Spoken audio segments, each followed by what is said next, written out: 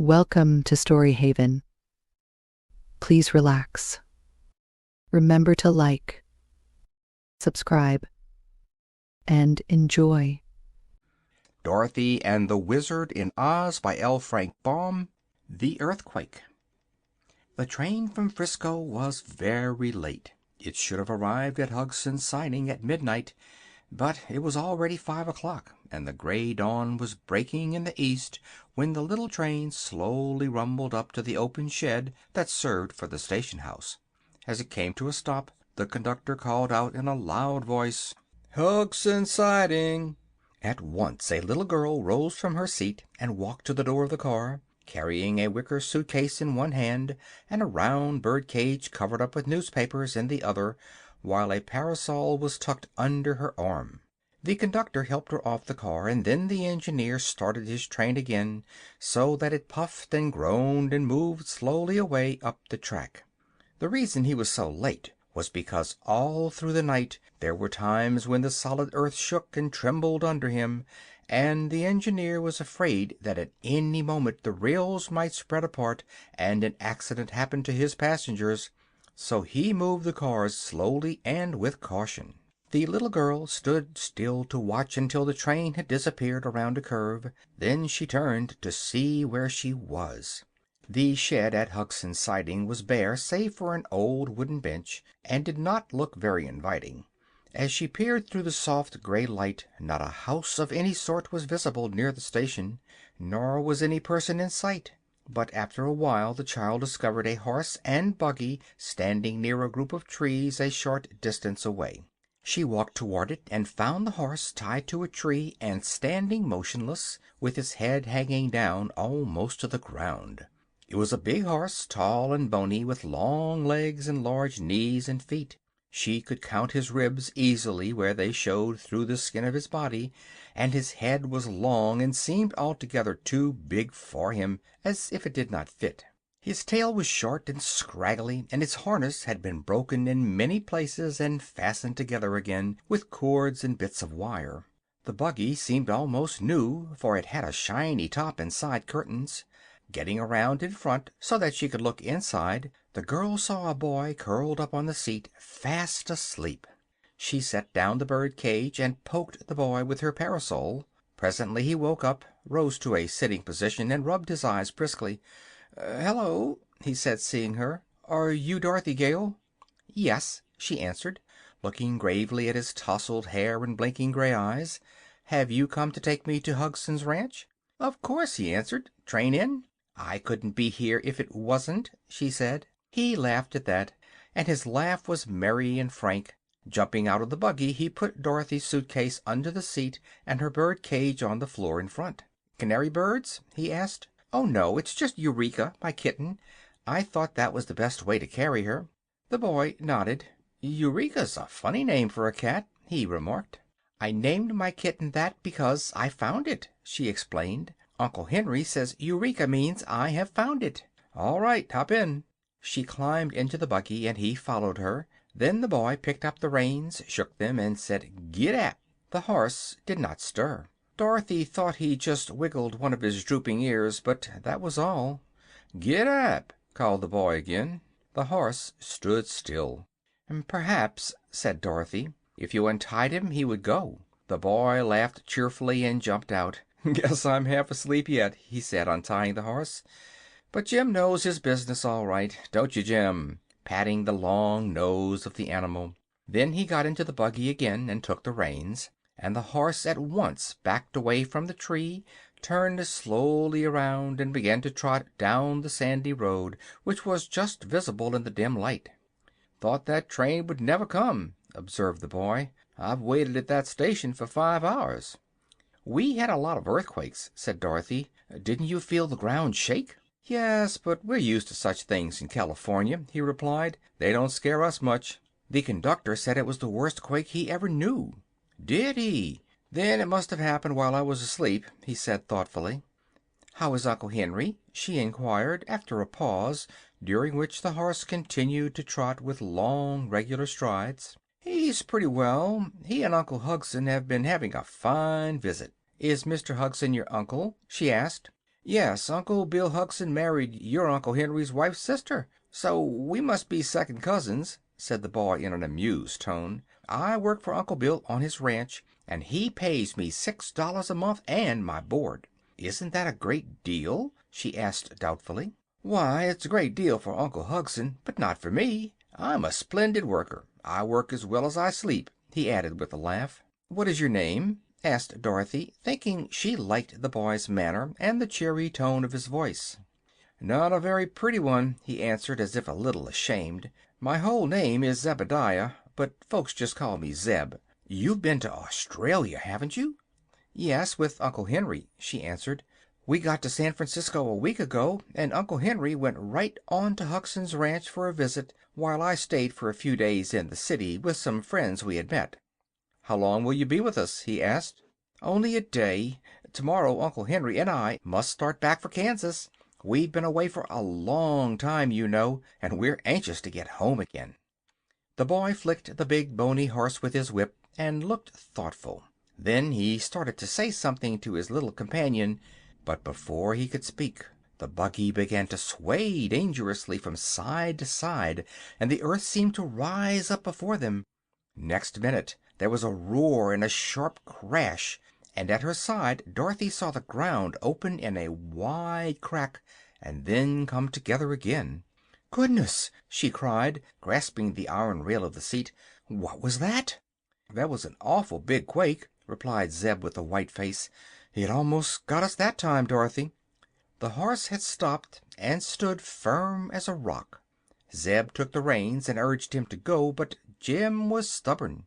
Then the boy cracked his whip and touched the animal's flanks with it, and after a low moan of protest Jim stepped slowly along the road. Neither the boy nor the girl spoke again for some minutes. There was a breath of danger in the very air, and every few moments the earth would shake violently. Jim's ears were standing erect upon his head, and every muscle of his big body was tense as he trotted toward home. He was not going very fast, but on his flanks specks of foam began to appear, and at times he would tremble like a leaf. The sky had grown darker again, and the wind made queer sobbing sounds as it swept over the valley. Suddenly there was a rending, tearing sound, and the earth split into another great crack just beneath the spot where the horse was standing. With a wild neigh of terror the animal fell bodily into the pit, drawing the buggy and its occupants after him. Dorothy grabbed hold of the buggy top, and the boy did the same. The sudden rush into space confused them so that they could not think. Blackness engulfed them on every side, and in breathless silence they waited for the fall to end and crush them against jagged rocks, or for the earth to close in on them again and bury them forever in its dreadful depths. The horrible sensation of falling, the darkness, and the terrifying noises proved more than Dorothy could endure, and for a few moments the little girl lost consciousness. Zeb, being a boy, did not faint, but he was badly frightened, and clung to the buggy seat with a tight grip, expecting every moment would be his last. End of chapter 1.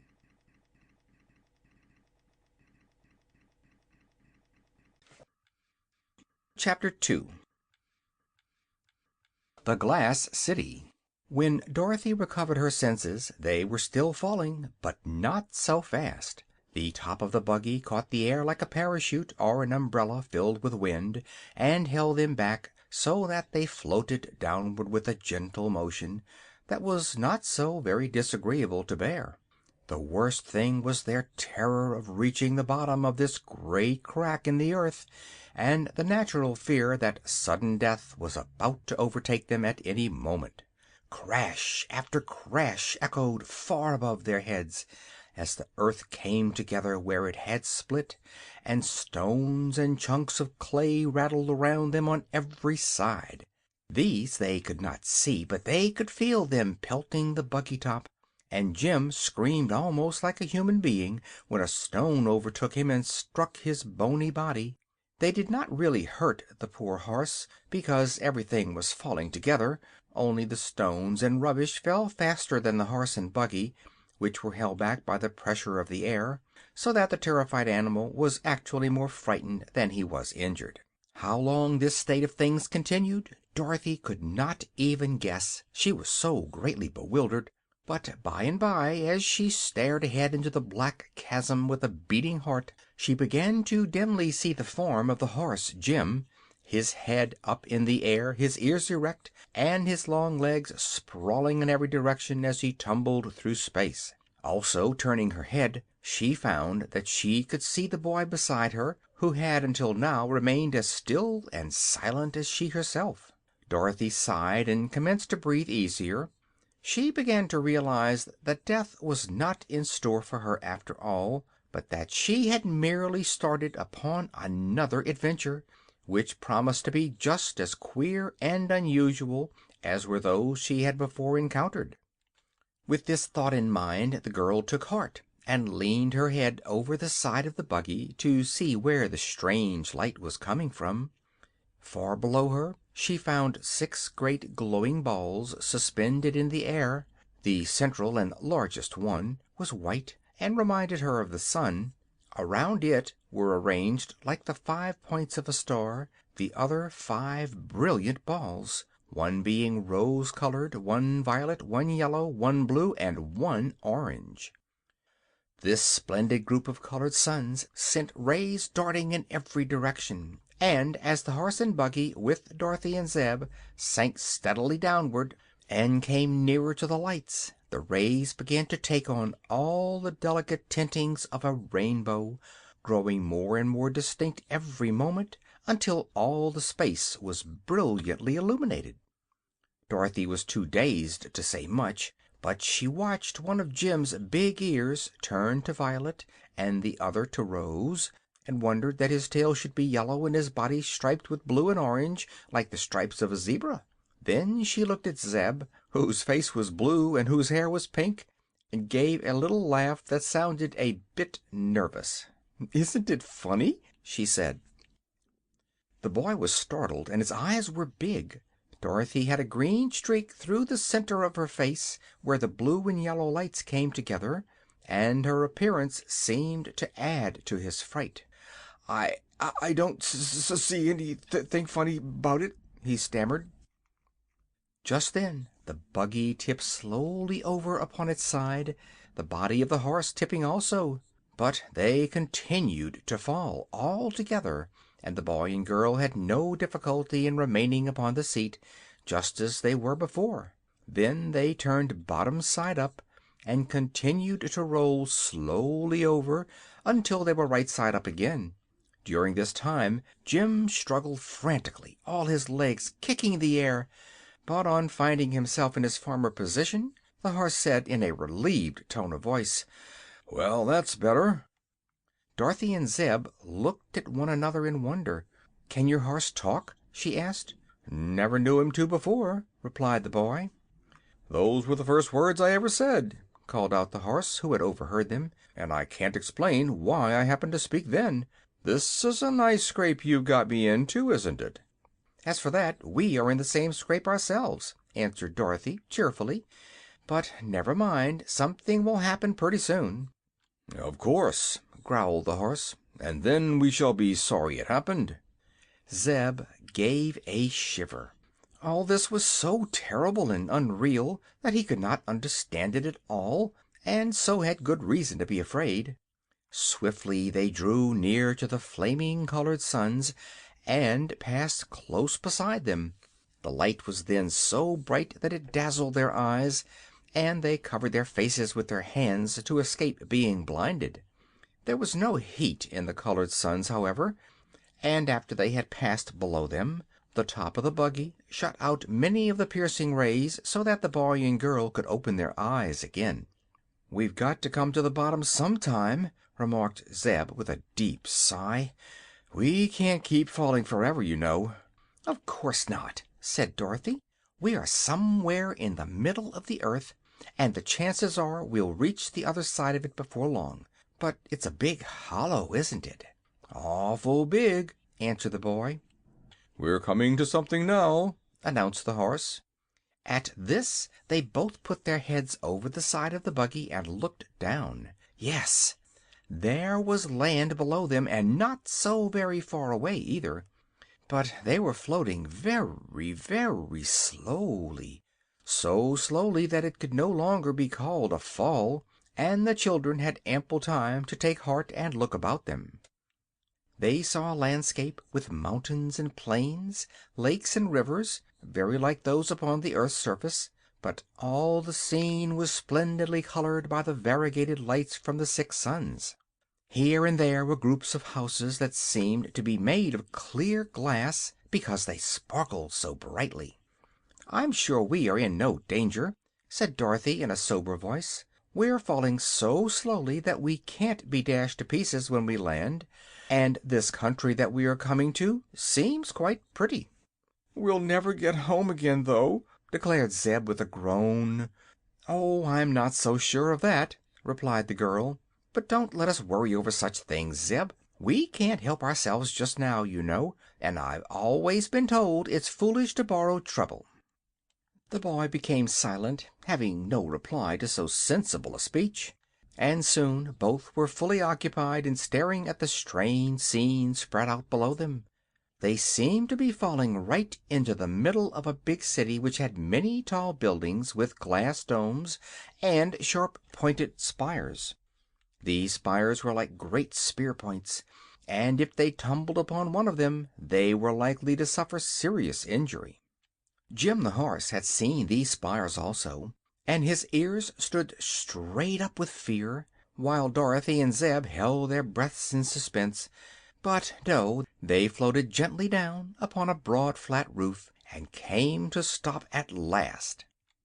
When Jim felt something firm under his feet, the poor beast's legs trembled so much that he could hardly stand.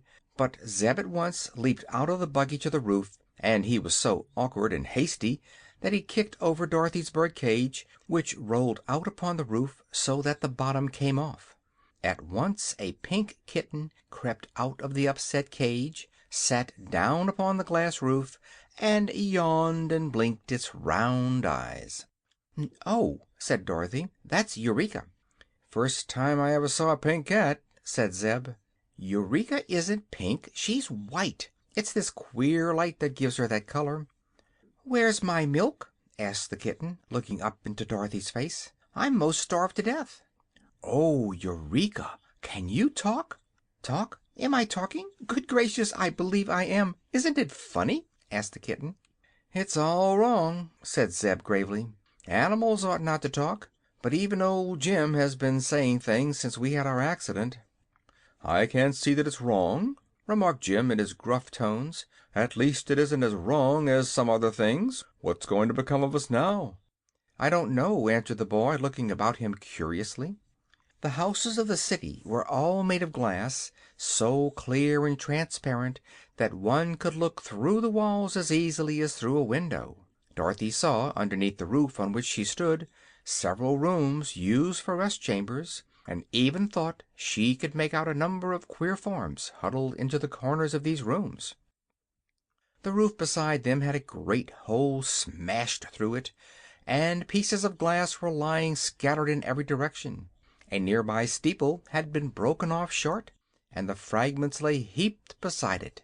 Other buildings were cracked in places, or had corners chipped off from them, but they must have been very beautiful before these accidents had happened to mar their perfection.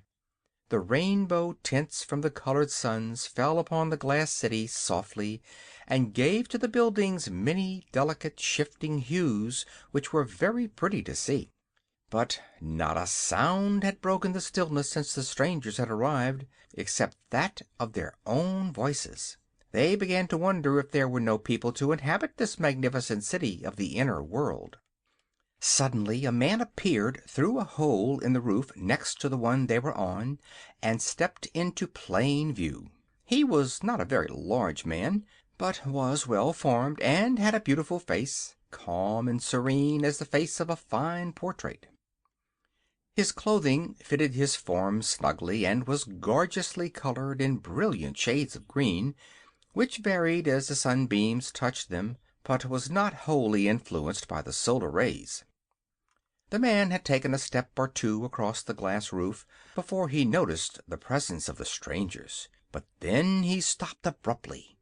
There was no expression of either fear or surprise upon his tranquil face, yet he must have been both astonished and afraid, for after his eyes had rested upon the ungainly form of the horse for a moment, he walked rapidly to the furthest edge of the roof, his head turned back over his shoulder to gaze at the strange animal. "Look out!" cried Dorothy, who noticed that the beautiful man did not look where he was going. "Be careful or you'll fall off." But he paid no attention to her warning. He reached the edge of the tall roof, stepped 1 foot out into the air, and walked into space as calmly as if he were on firm ground. The girl, greatly astonished, ran to lean over the edge of the roof, and saw the man walking rapidly through the air toward the ground. Soon he reached the street and disappeared through a glass doorway into one of the glass buildings. "How strange!" she exclaimed, drawing a long breath. "Yes, but it's a lot of fun, if it is strange," remarked the small voice of the kitten, and Dorothy turned to find her pet walking in the air a foot or so away from the edge of the roof. "Come back, Eureka!" she called in distress. "You'll certainly be killed." "I have 9 lives," said the kitten, purring softly as it walked around in a circle and then came back to the roof. "But I can't lose even one of them by falling in this country, because I really couldn't manage to fall if I wanted to." "Does the air bear up your weight?" asked the girl. "Of course. Can't you see?" And again the kitten wandered into the air and back to the edge of the roof. "It's wonderful," said Dorothy.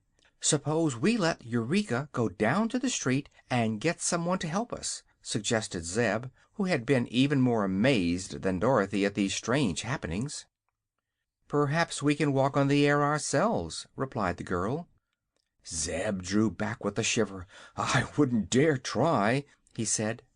"Maybe Jim will go," continued Dorothy, looking at the horse. "And maybe he won't," answered Jim. "I've tumbled through the air long enough to make me contented on this roof." "But we didn't tumble to the roof," said the girl. "By the time we reached here we were floating very slowly, and I'm almost sure we could float down to the street without getting hurt. Eureka walks on the air all right." "Eureka weighs only about half a pound," replied the horse in a scornful tone, "while I weigh about half a ton." "You don't weigh as much as you ought to, Jim," remarked the girl, shaking her head as she looked at the animal. "You're dreadfully skinny." "Oh, well, I'm old," said the horse, hanging his head despondently, "and I've had lots of trouble in my day, little one. For a good many years I drew a public cab in Chicago, and that's enough to make anyone skinny." "He eats enough to get fat, I'm sure," said the boy gravely. "Do I? Can you remember any breakfast that I've had today?" growled Jim, as if he resented Zeb's speech. "None of us has had breakfast," said the boy, "and in a time of danger like this it's foolish to talk about eating." "Nothing is more dangerous than being without food," declared the horse with a sniff at the rebuke of his young master. "And just at present no one can tell whether there are any oats in this queer country or not. If there are, they are liable to be glass oats." "Oh, no!" exclaimed Dorothy. "I can see plenty of nice gardens and fields down below us, at the edge of this city, but I wish we could find a way to get to the ground." "Why don't you walk?" asked Eureka. "I'm as hungry as the horse is, and I want my milk." "Will you try it, Zeb?" asked the girl, turning to her companion. Zeb hesitated. He was still pale and frightened, for this dreadful adventure had upset him and made him nervous and worried. But he did not wish the little girl to think him a coward, so he advanced slowly to the edge of the roof. Dorothy stretched out a hand to him, and Zeb put 1 foot out and let it rest in the air a little over the edge of the roof. It seemed firm enough to walk upon, so he took courage and put out the other foot. Dorothy kept hold of his hand and followed him, and soon they were both walking through the air, with the kitten frisking beside them. "Come on, Jim," called the boy. "It's all right." Jim had crept to the edge of the roof to look over, and being a sensible horse and quite experienced, he made up his mind that he could go where the others did. So with a snort and a neigh and a whisk of his short tail, he trotted off the roof into the air, and at once began floating downward to the street. His great weight made him fall faster than the children walked, and he passed them on the way down, but when he came to the glass pavement he alighted upon it so softly that he was not even jarred. "Well, well," said Dorothy, drawing a long breath, "what a strange country this is!" People began to come out of the glass doors to look at the new arrivals, and pretty soon quite a crowd had assembled. There were men and women, but no children at all, and the folks were all beautifully formed and attractively dressed, and had wonderfully handsome faces. There was not an ugly person in all the throng. Yet Dorothy was not especially pleased by the appearance of these people, because their features had no more expression than the faces of dolls. They did not smile, nor did they frown, or show either fear, or surprise, or curiosity, or friendliness. They simply stared at the strangers, paying most attention to Jim and Eureka, for they had never before seen either a horse or a cat, and the children bore an outward resemblance to themselves. Pretty soon a man joined the group, who wore a glistening star in the dark hair just over his forehead. He seemed to be a person of authority, for the others pressed back to give him room. After turning his composed eyes first upon the animals and then upon the children, he said to Zeb, who was a little taller than Dorothy, "Tell me, intruder, was it you who caused the rain of stones?" For a moment the boy did not know what he meant by this question. Then he remembered the stones that had fallen with them and passed them long before they had reached this place. He answered, "No, sir, we didn't cause anything. It was the earthquake." The man with the star stood for a time quietly thinking over this speech. Then he asked, "What is an earthquake?" "I don't know," said Zeb, who was still confused. But Dorothy, seeing his perplexity, answered, "It's a shaking of the earth. In this quake a big crack opened and we fell through, horse and buggy and all, and the stones got loose and came down with us." The man with the star regarded her with his calm, expressionless eyes. "The rain of stones has done much damage to our city," he said, "and we shall hold you responsible for it unless you can prove your innocence." "How can we do that?" asked the girl. "That I am not prepared to say. It is your affair, not mine. You must go to the house of the sorcerer, who will soon discover the truth." "Where is the house of the sorcerer?" the girl inquired. "I will lead you to it. Come." He turned and walked down the street, and after a moment's hesitation Dorothy caught Eureka in her arms and climbed into the buggy. The boy took his seat beside her and said, "Get ap, Jim." As the horse ambled along, drawing the buggy, the people of the glass city made way for them and formed a procession in their rear. Slowly they moved down one street and up another, turning first this way and then that, until they came to an open square in the center of which was a big glass palace, having a central dome and four tall spires on each corner. End of Chapter 2. Chapter 3. The Arrival of the Wizard. The doorway of the glass palace was quite big enough for the horse and buggy to enter, so Zeb drove straight through it, and the children found themselves in a lofty hall that was very beautiful. The people at once followed and formed a circle around the sides of the spacious room, leaving the horse and buggy and the man with the star to occupy the center of the hall. "Come to us, O Gwig!" called the man in a loud voice. Instantly a cloud of smoke appeared and rolled over the floor. Then it slowly spread and ascended into the dome, disclosing a strange personage seated upon a glass throne just before Jim's nose. He was formed just as were the other inhabitants of this land, and his clothing only differed from theirs in being bright yellow. But he had no hair at all, and all over his bald head and face and upon the backs of his hands grew sharp thorns like those found on the branches of rose bushes. There was even a thorn upon the tip of his nose, and he looked so funny that Dorothy laughed when she saw him. The sorcerer, hearing the laugh, looked toward the little girl with cold, cruel eyes, and his glance made her grow sober in an instant.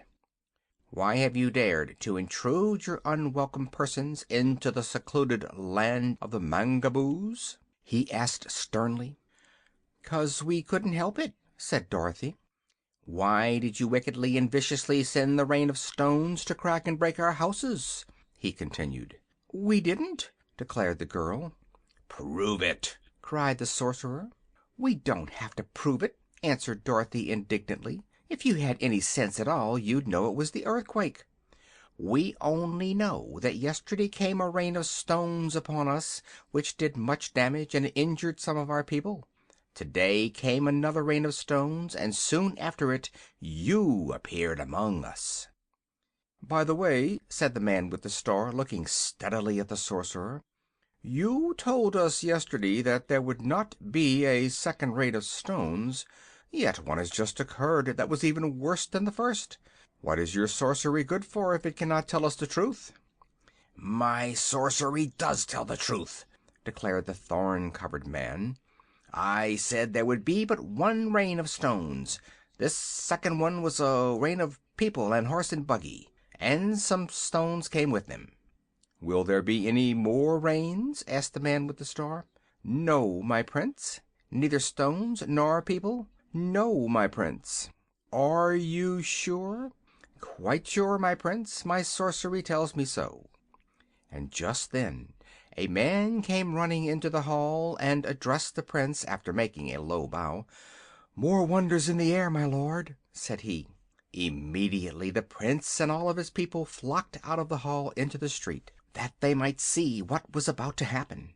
Dorothy and Zeb jumped out of the buggy and ran after them, but the sorcerer remained calmly in his throne. Far up in the air was an object that looked like a balloon. It was not so high as the glowing star of the 6 colored suns, but was descending slowly through the air, so slowly that at first it scarcely seemed to move. The throng stood still and waited. It was all they could do, for to go away and leave that strange sight was impossible, nor could they hurry its fall in any way. The earth children were not noticed, being so near the average size of the Mangaboos, and the horse had remained in the house of the sorcerer, with Eureka curled up asleep on the seat of the buggy.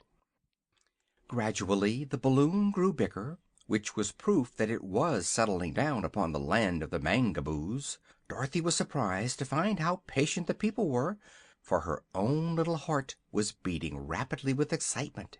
A balloon meant to her some other arrival from the surface of the earth, and she hoped it would be some one able to assist her and Zeb out of their difficulties. In an hour the balloon had come near enough for her to see a basket suspended below it. In 2 hours she could see a head looking over the side of the basket. In 3 hours the big balloon settled slowly into the great square in which they stood, and came to rest on the glass pavement. Then a little man jumped out of the basket, took off his tall hat, and bowed very gracefully to the crowd of Mangaboos around him. He was quite an old little man, and his head was long and entirely bald. "Why," cried Dorothy in amazement, "it's Oz!" The little man looked toward her and seemed as much surprised as she was, but he smiled and bowed as he answered: "Yes, my dear, I am Oz, the Great, the Terrible, eh? And you are little Dorothy from Kansas. I remember you very well." "Who did you say it was?" whispered Zeb to the girl. "It's the wonderful Wizard of Oz. Haven't you heard of him?" Just then the man with the star came and stood before the Wizard. "Sir," said he, "why are you here in the land of the Mangaboos?" "Didn't know what land it was, my son," returned the other with a pleasant smile. "And to be honest, I didn't mean to visit you when I started out. I live on top of the earth, your honor, which is far better than living inside it. But yesterday I went up in a balloon, and when I came down I fell into a big crack in the earth, caused by an earthquake. I had let so much gas out of my balloon that I could not rise again, and in a few minutes the earth closed over my head. So I continued to descend until I reached this place, and if you will show me a way to get out of it, I'll go with pleasure. Sorry to have troubled you, but it couldn't be helped." The Prince had listened with attention. Said he, "This child, who is from the crust of the earth like yourself, called you a wizard. Is not a wizard something like a sorcerer?" "It's better," replied Oz promptly. "One wizard is worth 3 sorcerers." "Ah, you shall prove that," said the Prince.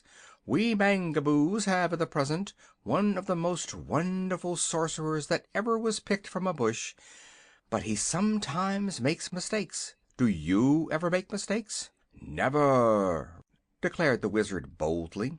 "Oh, Oz," said Dorothy, "you made a lot of mistakes when you were in the marvelous land of Oz." "Nonsense," said the little man, turning red, although just then a ray of violet sunlight was on his round face. "Come with me," said the Prince to him. "I wish you to meet our sorcerer." The Wizard did not like this invitation, but he could not refuse to accept it. So he followed the Prince into the great domed hall, and Dorothy and Zeb came after them, while the throng of people trooped in also. There sat the thorny sorcerer in his chair of state, and when the Wizard saw him he began to laugh, uttering comical little chuckles. "What an absurd creature!" he exclaimed. "He may look absurd," said the Prince in his quiet voice, "but he is an excellent sorcerer. The only fault I find with him is that he is so often wrong." "I am never wrong," answered the sorcerer. "Only a short time ago you told me there would be no more rain of stones or of people," said the Prince. "Well, what then?" "Here is another person descended from the air to prove you were wrong." "One person cannot be called people," said the sorcerer. "If 2 should come out of the sky, you might with justice say I was wrong, but unless more than this one appears I will hold that I was right." "Very clever," said the Wizard, nodding his head as if pleased. "I am delighted to find humbugs inside the earth just the same as on top of it. Were you ever with a circus, brother?" "No," said the sorcerer. "You ought to join one," declared the little man seriously. "I belong to Baum and Barney's great consolidated shows. 3 rings in one tent, and a menagerie on the side. It's a fine aggregation, I assure you." "What do you do?" asked the sorcerer. "I go up in a balloon, usually to draw the crowds to the circus. But I've just had the bad luck to come out of the sky, skip the solid earth, and land lower down than I intended. But never mind, it isn't everybody who gets a chance to see your land of the Gabazoos." "Mangaboos," said the sorcerer, correcting him. "If you are a wizard you ought to be able to call people by their right names." "Oh, I'm a wizard, you may be sure of that. Just as good a wizard as you are a sorcerer." "That remains to be seen," said the other. "If you are able to prove that you are better," said the Prince to the little man, "I will make you the chief wizard of this domain. Otherwise—" "What will happen otherwise?" asked the Wizard. "I will stop you from living and forbid you to be planted," returned the Prince. "That does not sound especially pleasant," said the little man, looking at the one with the star uneasily. "But never mind, I'll beat old Prickly all right." "My name is Gwig," said the sorcerer, turning his heartless, cruel eyes upon his rival. "Let me see you equal the sorcery I'm about to perform." He waved a thorny hand, and at once the tinkling of bells was heard, playing sweet music. Yet, look where she would, Dorothy could discover no bells at all in the great glass hall. The Mangaboo people listened, but showed no great interest. It was one of the things Gwig usually did to prove he was a sorcerer. Now was the Wizard's turn, So he smiled upon the assemblage and asked, "Will somebody kindly loan me a hat?" No one did, because the Mangaboos did not wear hats, and Zeb had lost his somehow in his flight through the air. "Ahem!" said the Wizard. "Will somebody please loan me a handkerchief?" But they had no handkerchiefs either. "Very good," remarked the Wizard. "I'll use my own hat, if you please. Now, good people, observe me carefully. You see there is nothing up my sleeve and nothing concealed about my person. Also, my hat is quite empty." He took off his hat and held it upside down, shaking it briskly. "Let me see it," said the Sorcerer. He took the hat and examined it carefully, returning it afterward to the Wizard. "Now," said the little man, "I will create something out of nothing." He placed the hat upon the glass floor, made a pass with his hand, and then removed the hat, displaying a little white piglet no bigger than a mouse, which began to run around here and there and to grunt and squeal in a tiny, shrill voice. The people watched it intently, for they had never seen a pig before, big or little. The Wizard reached out, caught the wee creature in his hand, and holding it between one thumb and finger and its tail between the other thumb and finger, he pulled it apart, each of the two parts becoming a whole and separate piglet in an instant. He placed one upon the floor so that it could run around, and pulled apart the other, making 3 piglets in all, and then one of these was pulled apart, making 4 piglets. The Wizard continued this surprising performance until 9 tiny piglets were running about at his feet, all squealing and grunting in a very comical way. "Now," said the Wizard of Oz, "having created something from nothing, I will make something nothing again." With this he caught up 2 of the piglets and pushed them together so that the 2 were one. Then he caught up another piglet and pushed it into the first, where it disappeared, and so one by one the 9 tiny piglets were pushed together until but a single one of the creatures remained. This the Wizard placed underneath his hat and made a mystic sign above it. When he removed his hat, the last piglet had disappeared entirely. The little man gave a bow to the silent throng that had watched him, and then the Prince said in his cold, calm voice, "You are indeed a wonderful wizard, and your powers are greater than those of my sorcerer."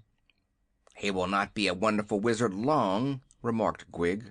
"Why not?" inquired the Wizard. "Because I am going to stop your breath," was the reply. "I perceive that you are curiously constructed, and that if you cannot breathe you cannot keep alive." The little man looked troubled. "How long will it take you to stop my breath?" he asked.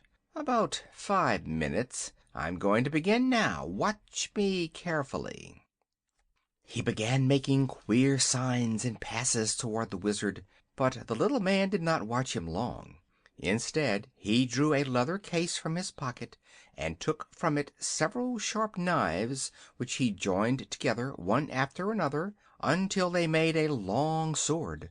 By the time he had attached a handle to this sword he was having much trouble to breathe, as the charm of the sorcerer was beginning to take effect. So the Wizard lost no more time, but leaping forward he raised the sharp sword, whirled it once or twice around his head, and then gave a mighty stroke that cut the body of the sorcerer exactly in 2. Dorothy screamed and expected to see a terrible sight, but as the 2 halves of the sorcerer fell apart on the floor she saw that he had no bones or blood inside of him at all, and that the place where he was cut looked much like a sliced turnip or potato. "Why, he's vegetable!" cried the Wizard, astonished. "Of course," said the Prince. "We are all vegetable in this country. Are you not vegetable also?"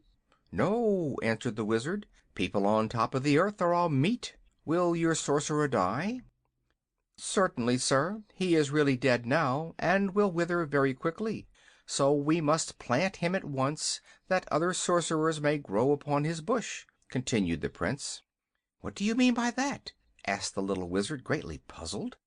"If you will accompany me to our public gardens," replied the Prince, "I will explain to you, much better than I can here, the mysteries of our vegetable kingdom."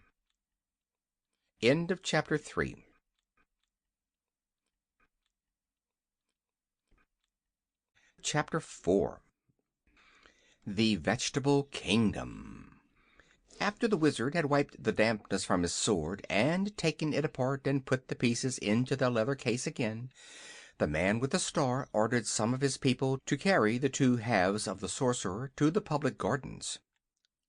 Jim pricked up his ears when he heard they were going to the gardens, and wanted to join the party, thinking he might find something proper to eat. So Zeb put down the top of the buggy and invited the Wizard to ride with them. The seat was amply wide enough for the little man and the two children, and when Jim started to leave the hall the kitten jumped upon his back and sat there quite contentedly. So the procession moved through the streets, the bearers of the Sorcerer first, the Prince next, then Jim drawing the buggy with the strangers inside of it, and last the crowd of vegetable people who had no hearts and could neither smile nor frown. The glass city had several fine streets, for a good many people lived there, but when the procession had passed through these it came upon a broad plain covered with gardens and watered by many pretty brooks that flowed through it. There were paths through these gardens, and over some of the brooks were ornamental glass bridges. Dorothy and Zeb now got out of the buggy and walked beside the Prince, so that they might see and examine the flowers and plants better. "Who built these lovely bridges?" asked the little girl. "No one built them," answered the man with the star. "They grow." "That's queer," said she. "Did the glass houses in your city grow too?" "Of course," he replied, "but it took a good many years for them to grow as large and fine as they are now. That is why we are so angry when a rain of stones comes to break our towers and crack our roofs." "Can you mend them?" she inquired. "No, but they will grow together again in time, and we must wait until they do." They first passed through many beautiful gardens of flowers, which grew nearest the city, but Dorothy could hardly tell what kind of flowers they were, because the colors were constantly changing under the shifting lights of the 6 suns. A flower would be pink one second, white the next, then blue or yellow, and it was the same way when they came to the plants, which had broad leaves and grew close to the ground. When they passed over a field of grass Jim immediately stretched down his head and began to nibble. "A nice country this is," he grumbled, "where a respectable horse has to eat pink grass." "It's violet," said the Wizard, who was in the buggy. "Now it's blue," complained the horse. "As a matter of fact, I'm eating rainbow grass." "How does it taste?" asked the Wizard. "Not bad at all," said Jim. "If they give me plenty of it I'll not complain about its color." By this time the party had reached a freshly plowed field, and the Prince said to Dorothy, "This is our planting ground." Several Mangaboos came forward with glass spades and dug a hole in the ground. Then they put the two halves of the Sorcerer into it and covered him up. After that other people brought water from a brook and sprinkled the earth. "He will sprout very soon," said the Prince, "and grow into a large bush, from which we shall in time be able to pick several very good sorcerers." "Do all your people grow on bushes?" asked the boy. "Certainly," was the reply. "Do not all people grow upon bushes where you come from, on the outside of the earth?" "Not that I ever heard of." "How strange! But if you will come with me to one of our folk gardens I will show you the way we grow in the land of the Mangaboos." It appeared that these odd people, while they were able to walk through the air with ease, usually moved upon the ground in the ordinary way. There were no stairs in their houses, because they did not need them, but on a level surface they generally walked just as we do.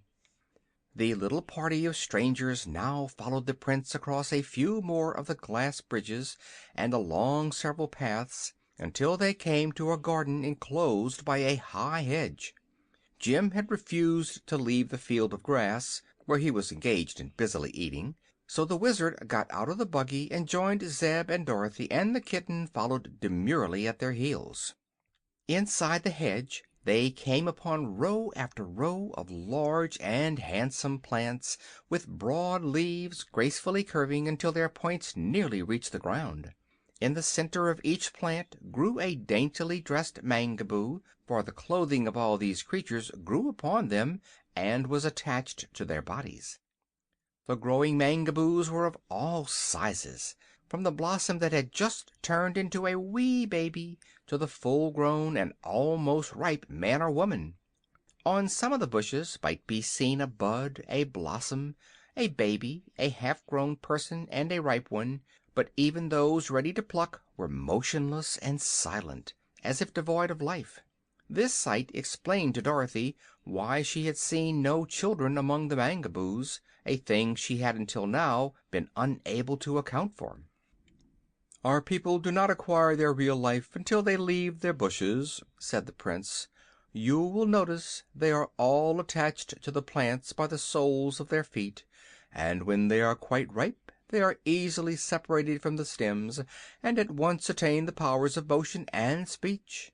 So while they grow they cannot be said to really live, and they must be picked before they can become good citizens." "How long do you live after you are picked?" asked Dorothy. "That depends upon the care we take of ourselves," he replied. "If we keep cool and moist and meet with no accidents, we often live for 5 years. I've been picked over 6 years, but our family is known to be especially long-lived." "Do you eat?" asked the boy. "Eat? No, indeed. We are quite solid inside our bodies and have no need to eat, any more than does a potato." "But the potatoes sometimes sprout," said Zeb. "And sometimes we do," answered the Prince, "but that is considered a great misfortune, for then we must be planted at once." "Where did you grow?" asked the Wizard. "I will show you," was the reply. "Step this way, please." He led them within another but smaller circle of hedge, where grew one large and beautiful bush. "This," said he, "is the royal bush of the Mangaboos. All of our princes and rulers have grown upon this one bush from time immemorial." They stood before it in silent admiration. On the central stalk stood poised the figure of a girl so exquisitely formed and colored, and so lovely in the expression of her delicate features, that Dorothy thought she had never seen so sweet and adorable a creature in all her life. The maiden's gown was soft as satin, and fell about her in ample folds, while dainty lace-like traceries trimmed the bodice and sleeves. Her flesh was fine and smooth as polished ivory, and her poise expressed both dignity and grace. "Who is this?" asked the Wizard, curiously. The Prince had been staring hard at the girl on the bush. Now he answered with a touch of uneasiness in his cold tones. "She is the ruler destined to be my successor, for she is a royal princess. When she becomes fully ripe I must abandon the sovereignty of the Mangaboos to her." "Isn't she ripe now?" asked Dorothy. He hesitated. "Not quite," said he finally. "It will be several days before she needs to be picked, or at least that is my judgment. I am in no hurry to resign my office and be planted, you may be sure." "Probably not," declared the Wizard, nodding. "This is one of the most unpleasant things about our vegetable lives," continued the Prince with a sigh, "that while we are in our full prime we must give way to another, and be covered up in the ground to sprout and grow and give birth to other people." "I'm sure the Princess is ready to be picked," asserted Dorothy, gazing hard at the beautiful girl on the bush. "She's as perfect as she can be." "Never mind," answered the Prince, hastily. "She will be all right for a few days longer, and it's best for me to rule until I can dispose of you strangers, who have come to our land uninvited and must be attended to at once." "What are you going to do with us?" asked Zeb.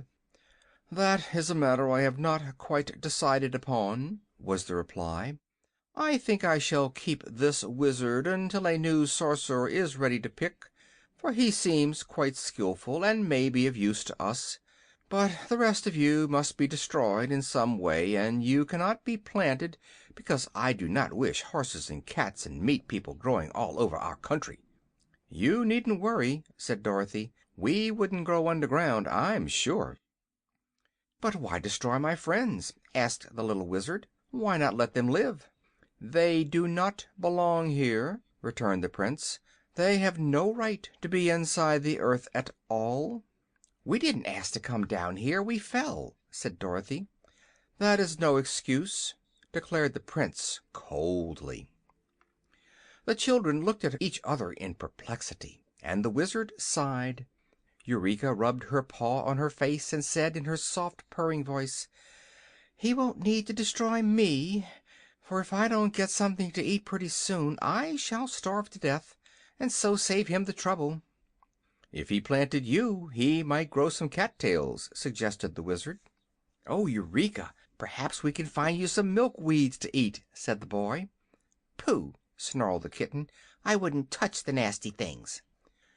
"You don't need milk, Eureka," remarked Dorothy. "You're big enough now to eat any kind of food." "If I can get it," added Eureka.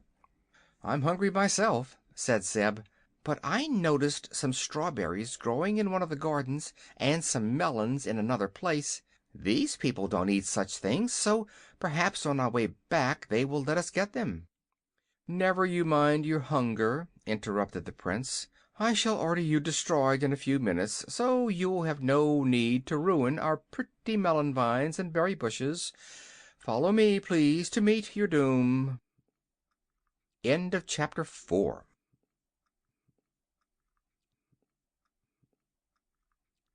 Chapter 5. Dorothy Picks the Princess.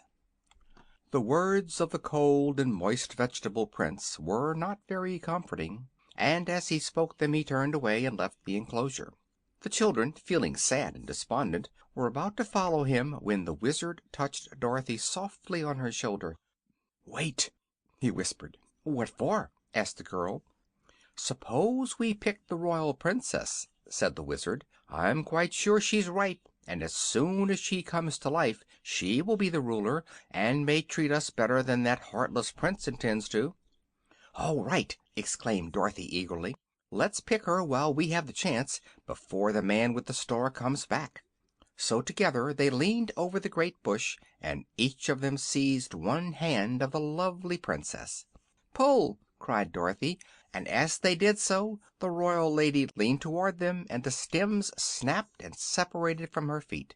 She was not heavy at all, so the Wizard and Dorothy managed to lift her gently to the ground.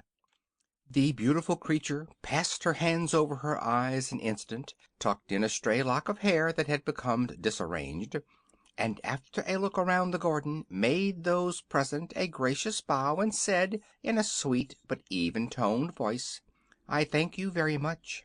"We salute your Royal Highness," cried the Wizard, kneeling and kissing her hand. Just then the voice of the Prince was heard calling upon them to hasten, and a moment later he returned to the enclosure, followed by a number of his people. Instantly the Princess turned and faced him, and when he saw that she was picked the Prince stood still and began to tremble. "Sir," said the royal lady with much dignity, "you have wronged me greatly, and would have wronged me still more had not these strangers come to my rescue. I have been ready for picking all the past week, but because you were selfish and desired to continue your unlawful rule, you left me to stand silent upon my bush." "I did not know that you were ripe," answered the Prince in a low voice. "Give me the star of royalty," she commanded. Slowly he took the shining star from his own brow and placed it upon that of the Princess. Then all the people bowed low to her, and the Prince turned and walked away alone. What became of him afterward our friends never knew. The people of Mangaboo now formed themselves into a procession and marched toward the glass city to escort their new ruler to her palace and to perform those ceremonies proper to the occasion. But while the people in the procession walked upon the ground, the Princess walked in the air just above their heads, to show that she was a superior being and more exalted than her subjects. No one now seemed to pay any attention to the strangers, so Dorothy and Zeb and the Wizard let the train pass on and then wandered by themselves into the vegetable gardens. They did not bother to cross the bridges over the brooks, but when they came to a stream they stepped high and walked in the air to the other side. This was a very interesting experience to them, and Dorothy said, "I wonder why it is that we can walk so easily in the air." "Perhaps," answered the Wizard, "it is because we are close to the center of the earth, where the attraction of gravitation is very slight. But I've noticed that many queer things happen in fairy countries." "Is this a fairy country?" asked the boy. "Of course it is," returned Dorothy promptly. "Only a fairy country could have vegetable people, and only in a fairy country could Eureka and Jim talk as we do." "That's true," said Zeb thoughtfully. In the vegetable gardens they found the strawberries and melons and several other unknown but delicious fruits, of which they ate heartily. But the kitten bothered them constantly by demanding milk or meat, and called the Wizard names because he could not bring her a dish of milk by means of his magical arts. As they sat upon the grass watching Jim, who was still busily eating, Eureka said, "I don't believe you are a wizard at all."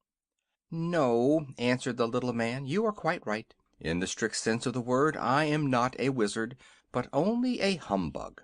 "The Wizard of Oz has always been a humbug," agreed Dorothy. "I've known him for a long time."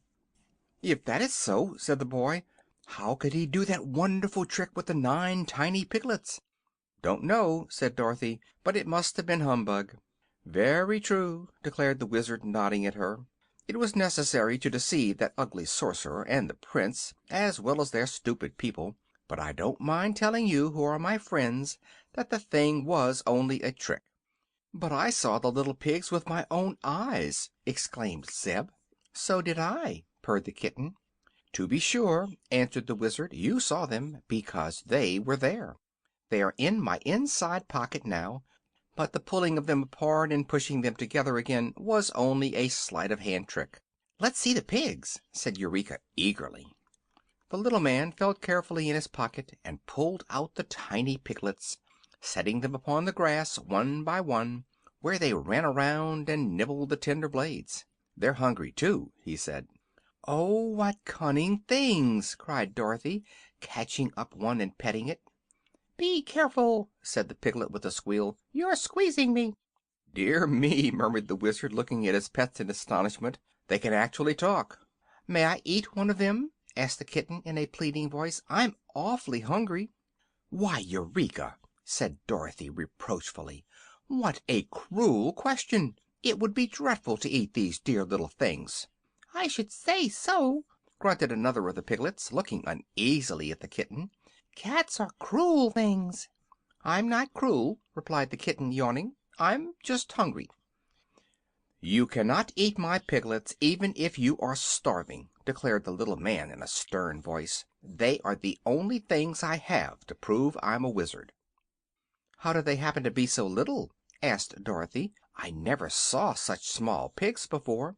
"They are from the island of Teenty Weenty," said the Wizard, "where everything is small because it's a small island. A sailor brought them to Los Angeles, and I gave him 9 tickets to the circus for them."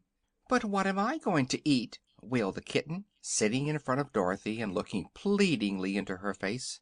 "There are no cows here to give milk, or any mice, or even grasshoppers, and if I can't eat the piglets you may as well plant me at once and raise catsup." "I have an idea," said the Wizard, "that there are fishes in these brooks. Do you like fish?" "Fish!" cried the kitten. "Do I like fish? Why, they're better than piglets, or even milk." "Then I'll try to catch you some," said he. "But won't they be vegetable like everything else here?" asked the kitten. "I think not. Fishes are not animals, and they are as cold and moist as the vegetables themselves. There is no reason that I can see why they may not exist in the waters of this strange country." Then the Wizard bent a pin for a hook and took a long piece of string from his pocket for a fish line.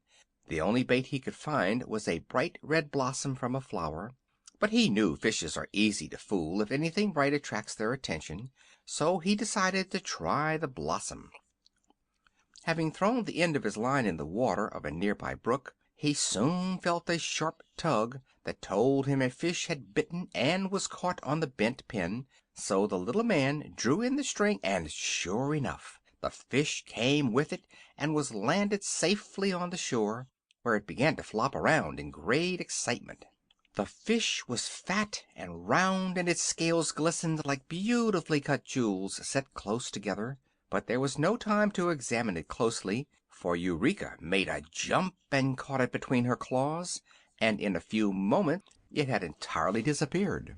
"Oh, Eureka!" cried Dorothy. "Did you eat the bones?" "If it had any bones, I ate them," replied the kitten, composedly, as it washed its face after the meal. "But I don't think that fish had any bones, because I didn't feel them scratch my throat." "You were very greedy," said the girl. "I was very hungry," replied the kitten. The little pigs had stood huddled in a group, watching this scene with frightened eyes. "Cats are dreadful creatures," said one of them. "I'm glad we are not fishes," said another. "Don't worry," Dorothy murmured soothingly. "I'll not let the kitten hurt you." Then she happened to remember that in a corner of her suitcase were one or two crackers that were left over from her luncheon on the train, and she went to the buggy and brought them. Eureka stuck up her nose at such food, but the tiny piglets squealed delightedly at the sight of the crackers and ate them up in a jiffy.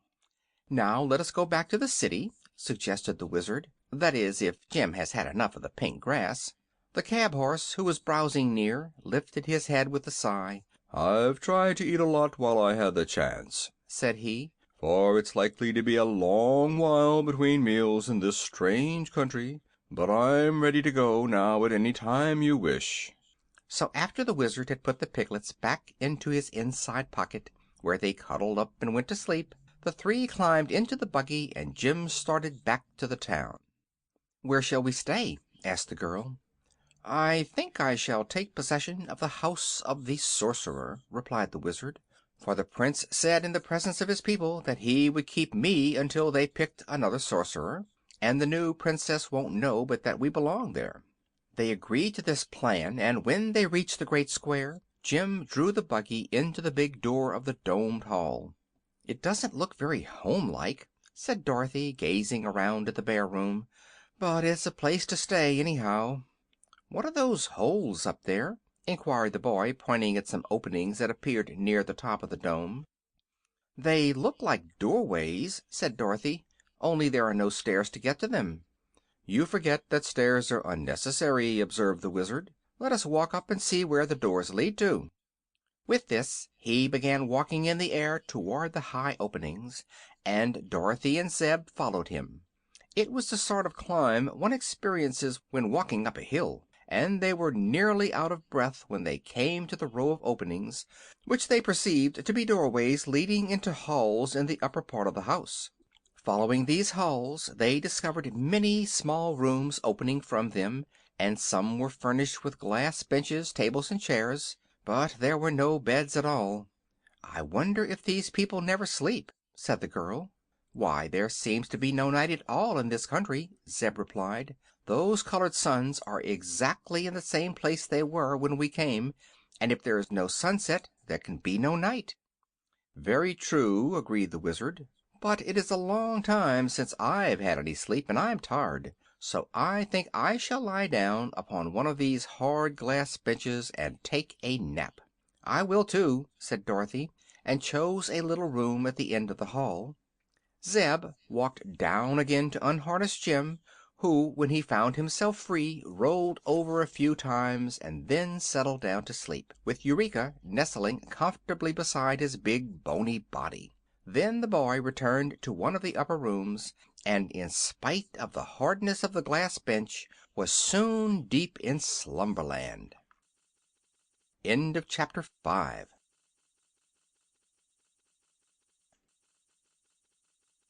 Chapter 6 of The Mangaboos Prove Dangerous. When the Wizard awoke, the 6 colored suns were shining down upon the land of the Mangaboos just as they had done ever since his arrival. The little man, having had a good sleep, felt rested and refreshed, and looking through the glass partition of the room, he saw Zeb sitting up on his bench and yawning, so the Wizard went in to him. "Zeb," said he, "my balloon is of no further use in this strange country, so I may as well leave it on the square where it fell. But in the basket car are some things I would like to keep with me. I wish you would go and fetch my satchel, 2 lanterns, and a can of kerosene oil that is under the seat. There is nothing else that I care about." So the boy went willingly upon the errand, and by the time he had returned Dorothy was awake. Then the 3 held a council to decide what they should do next, but could think of no way to better their condition.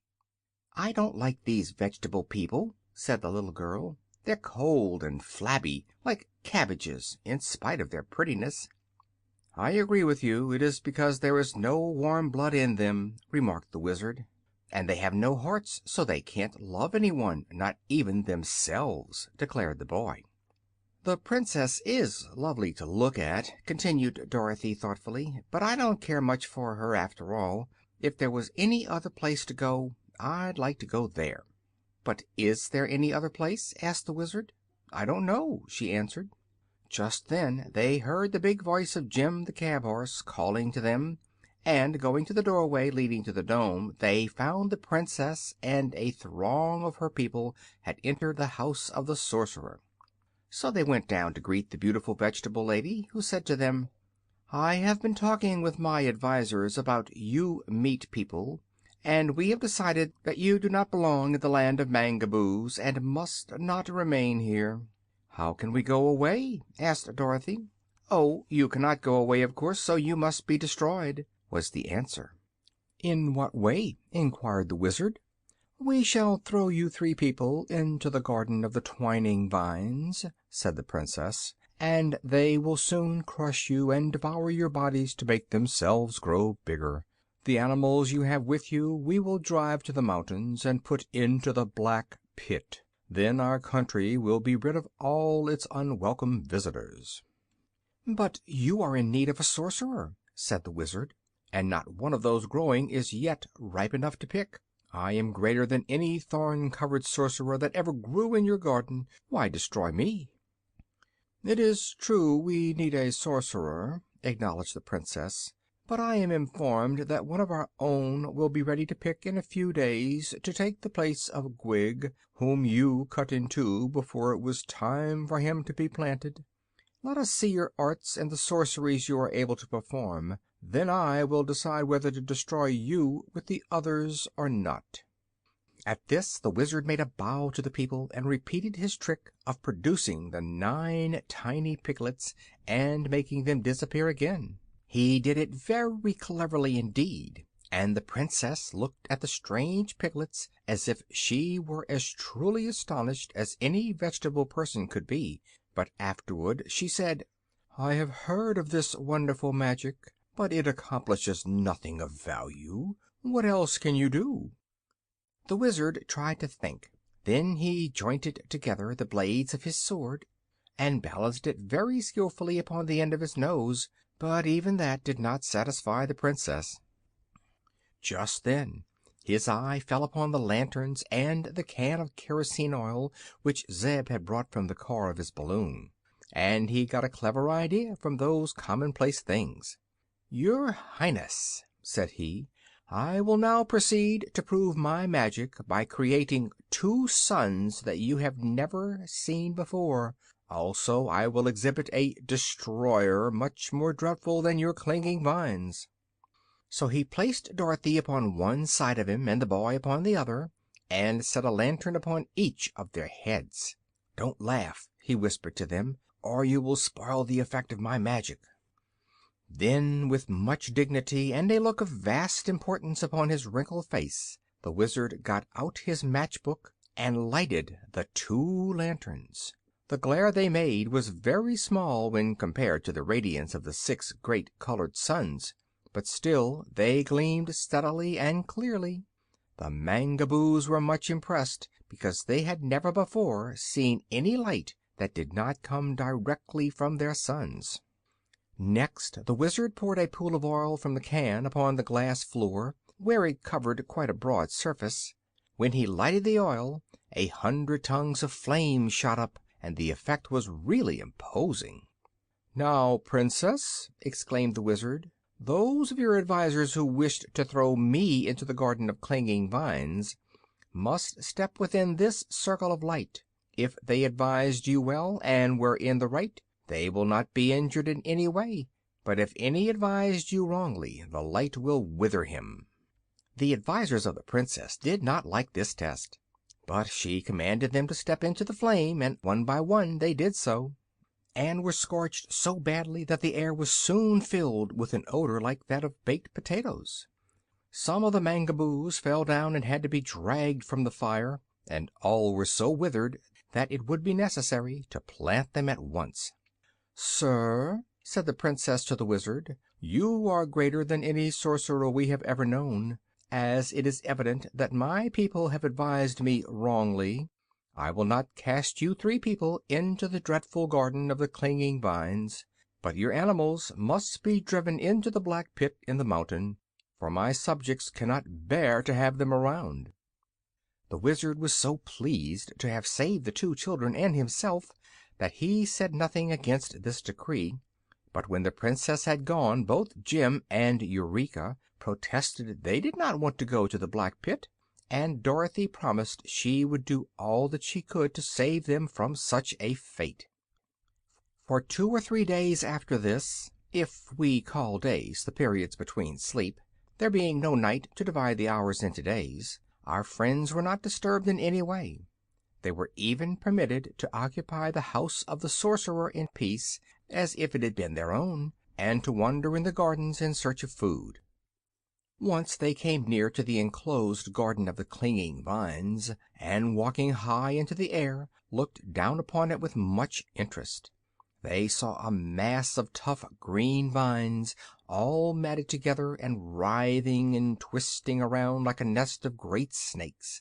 Everything the vines touched they crushed, and our adventurers were indeed thankful to have escaped being cast among them.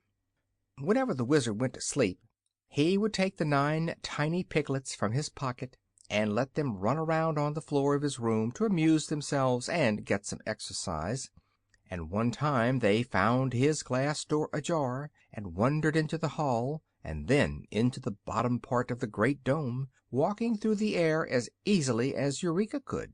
They knew the kitten by this time, so they scampered over to where she lay beside Jim and commenced to frisk and play with her. The cab horse, who never slept long at a time, sat upon his haunches and watched the tiny piglets and the kitten with much approval. "Don't be rough," he would call out, if Eureka knocked over one of the round, fat piglets with her paw, but the pigs never minded and enjoyed the sport very greatly. Suddenly they looked up to find the room filled with the silent, solemn-eyed Mangaboos. Each of the vegetable folk bore a branch covered with sharp thorns, which was thrust defiantly toward the horse, the kitten, and the piglets.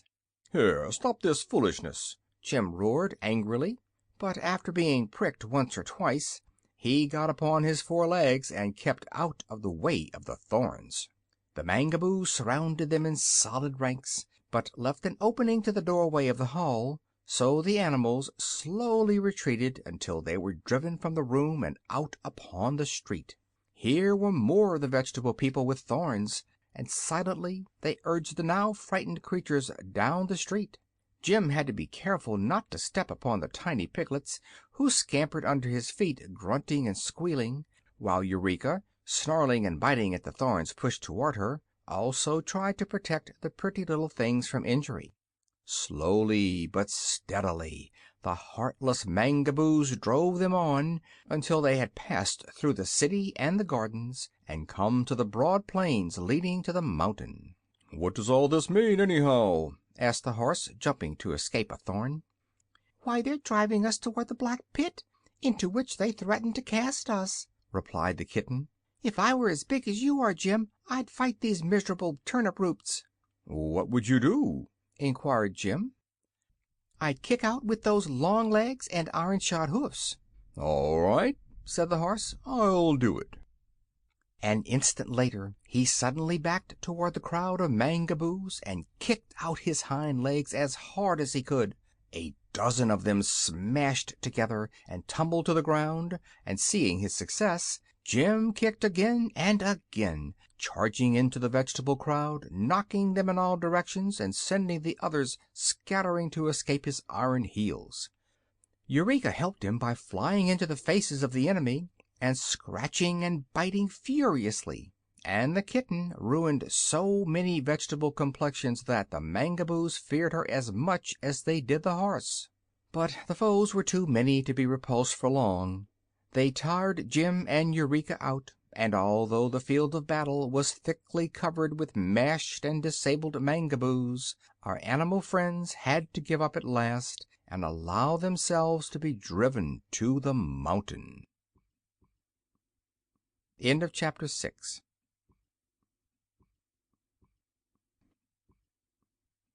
Chapter 7. Into the black pit and out again. When they came to the mountain, it proved to be a rugged, towering chunk of deep green glass, and looked dismal and forbidding in the extreme. Halfway up the steep was a yawning cave, black as night beyond the point where the rainbow rays of the colored suns reached into it. The Mangaboos drove the horse and the kitten and the piglets into this dark hole, and then, having pushed the buggy in after them, for it seemed some of them had dragged it all the way from the domed hall, they began to pile big glass rocks within the entrance, so that the prisoners could not get out again. "This is dreadful," groaned Jim. "It will be the end of our adventures, I guess." "If the Wizard was here," said one of the piglets, sobbing bitterly, "he would not see us suffer so." "We ought to have called him and Dorothy when we were first attacked," added Eureka.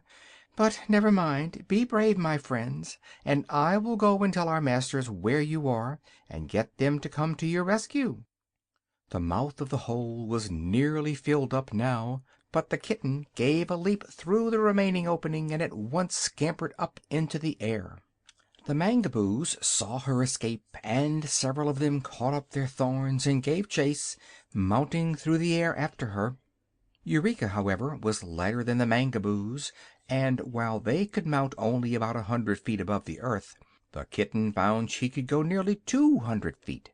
So she ran along over their heads until she had left them far behind and below, and had come to the city and the house of the sorcerer. There she entered in at Dorothy's window in the dome and aroused her from her sleep.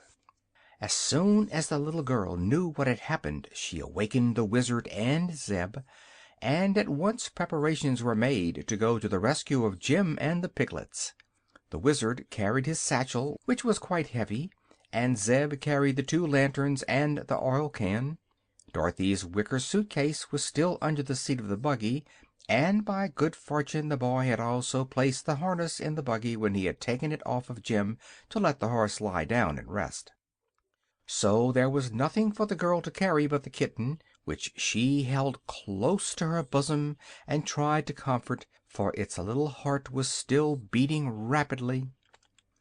Some of the Mangaboos discovered them as soon as they left the house of the sorcerer, but when they started toward the mountain the vegetable people allowed them to proceed without interference, yet followed in a crowd behind them, so that they could not go back again. Before long they neared the black pit, where a busy swarm of Mangaboos, headed by their princess, was engaged in piling up glass rocks before the entrance. "Stop, I command you!" cried the Wizard in an angry tone, and at once began pulling down the rocks to liberate Jim and the piglets. Instead of opposing him in this, they stood back in silence until he had made a good-sized hole in the barrier, when, by order of the princess, they all sprang forward and thrust out their sharp thorns. Dorothy hopped inside the opening to escape being pricked, and Zeb and the Wizard, after enduring a few stabs from the thorns, were glad to follow her. At once the Mangaboos began piling up the rocks of glass again, and as the little man realized that they were all about to be entombed in the mountain, he said to the children, "My dears, what shall we do? Jump out and fight?" "What's the use?" replied Dorothy. "I'd as soon die here as live much longer among those cruel and heartless people." "That's the way I feel about it," remarked Zeb, rubbing his wounds. "I've had enough of the Mangaboos." "All right," said the Wizard. "I'm with you, whatever you decide. But we can't live long in this cavern, that's certain." Noticing that the light was growing dim, he picked up his 9 piglets, patted each one lovingly on its fat little head, and placed them carefully in his inside pocket. Zeb struck a match and lighted one of the lanterns. The rays of the colored suns were now shut out from them forever, for the last chinks had been filled up in the wall that separated their prison from the land of the Mangaboos. "How big is this hole?" asked Dorothy. "I'll explore it and see," replied the boy. So he carried the lantern back for quite a distance, while Dorothy and the Wizard followed at his side. The cavern did not come to an end as they had expected it would, but slanted upward through the great glass mountain, running in a direction that promised to lead them to the side opposite the Mangaboo country. "It isn't a bad road," observed the Wizard, "and if we followed it, it might lead us to some place that is more comfortable than this black pocket we are now in. I suppose the vegetable folk were always afraid to enter this cavern because it is dark, but we have our lanterns to light the way, so I propose that we start out and discover where this tunnel in the mountain leads to." The others agreed readily to this sensible suggestion, and at once the boy began to harness Jim to the buggy. When all was in readiness, the 3 took their seats in the buggy and Jim started cautiously along the way, Zeb driving, while the Wizard and Dorothy held each a lighted lantern so the horse could see where to go. Sometimes the tunnel was so narrow that the wheels of the buggy grazed the sides. Then it would broaden out as wide as a street, but the floor was usually smooth, and for a long time they traveled on without any accident. Jim stopped sometimes to rest, for the climb was rather steep and tiresome. "We must be nearly as high as the 6 colored suns by this time," said Dorothy. "I didn't know this mountain was so tall." "We are certainly a good distance away from the land of the Mangaboos," added Zeb, "for we have slanted away from it ever since we started." But they kept on steadily moving, and as Jim was about tired out with his long journey the way suddenly grew lighter, and Zeb put out the lanterns to save the oil. To their joy they found it was a white light that now greeted them, for all were weary of the colored rainbow lights which, after a time, had made their eyes ache with their constantly shifting rays. The sides of the tunnel showed before them like the inside of a long spyglass, and the floor became more level. Jim hastened his lagging steps at this assurance of a quick relief from the dark passage, and in a few moments more they had emerged from the mountain and found themselves face to face with a new and charming country. End of chapter 7.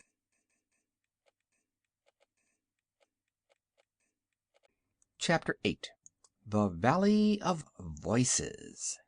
By journeying through the glass mountain they had reached a delightful valley that was shaped like the hollow of a great cup, with another rugged mountain showing on the other side of it, and soft, pretty green hills at the ends. It was all laid out into lovely lawns and gardens, with pebble paths leading through them, and groves of beautiful and stately trees dotting the landscape here and there. There were orchards, too, bearing luscious fruits that are all unknown to our world. Alluring brooks of crystal water flowed sparkling between their flower-strewn banks, while scattered over the valley were dozens of the quaintest and most picturesque cottages our travelers had ever beheld. None of them were in clusters, such as villages or towns, but each had ample grounds of its own, with orchards and gardens surrounding it. As the new arrivals gazed upon this exquisite scene, they were enraptured by its beauties and the fragrance that permeated the soft air which they breathed so gratefully after the confined atmosphere of the tunnel. Several minutes were consumed in silent admiration before they noticed two very singular and unusual facts about this valley. One was that it was lighted from some unseen source, for no sun or moon was in the arched blue sky, although every object was flooded with a clear and perfect light. The second and even more singular fact was the absence of any inhabitant of this splendid place. From their elevated position they could overlook the entire valley, but not a single moving object could they see. All appeared mysteriously deserted. The mountain on this side was not glass, but made of stone similar to granite. With some difficulty and danger Jim drew the buggy over the loose rocks until he reached the green lawns below, where the paths and orchards and gardens began. The nearest cottage was still some distance away. "Isn't it fine?" cried Dorothy in a joyous voice, as she sprang out of the buggy and let Eureka run frolicking over the velvety grass. "Yes, indeed," answered Zeb. "We were lucky to get away from those dreadful vegetable people." "It wouldn't be so bad," remarked the Wizard, gazing around him, "if we were obliged to live here always. We couldn't find a prettier place, I'm sure." He took the piglets from his pocket and let them run on the grass, and Jim tasted a mouthful of the green blades and declared he was very contented in his new surroundings. "We can't walk in the air here, though," called Eureka, who had tried it and failed, but the others were satisfied to walk on the ground, and the Wizard said they must be nearer the surface of the earth than they had been in the Mangaboo country, for everything was more homelike and natural. "But where are the people?" asked Dorothy. The little man shook his bald head. "Can't imagine, my dear," he replied. They heard the sudden twittering of a bird, but could not find the creature anywhere. Slowly they walked along the path toward the nearest cottage, the piglets racing and gambolling beside them, and Jim pausing at every step for another mouthful of grass. Presently they came to a low plant which had broad spreading leaves, in the center of which grew a single fruit about as large as a peach.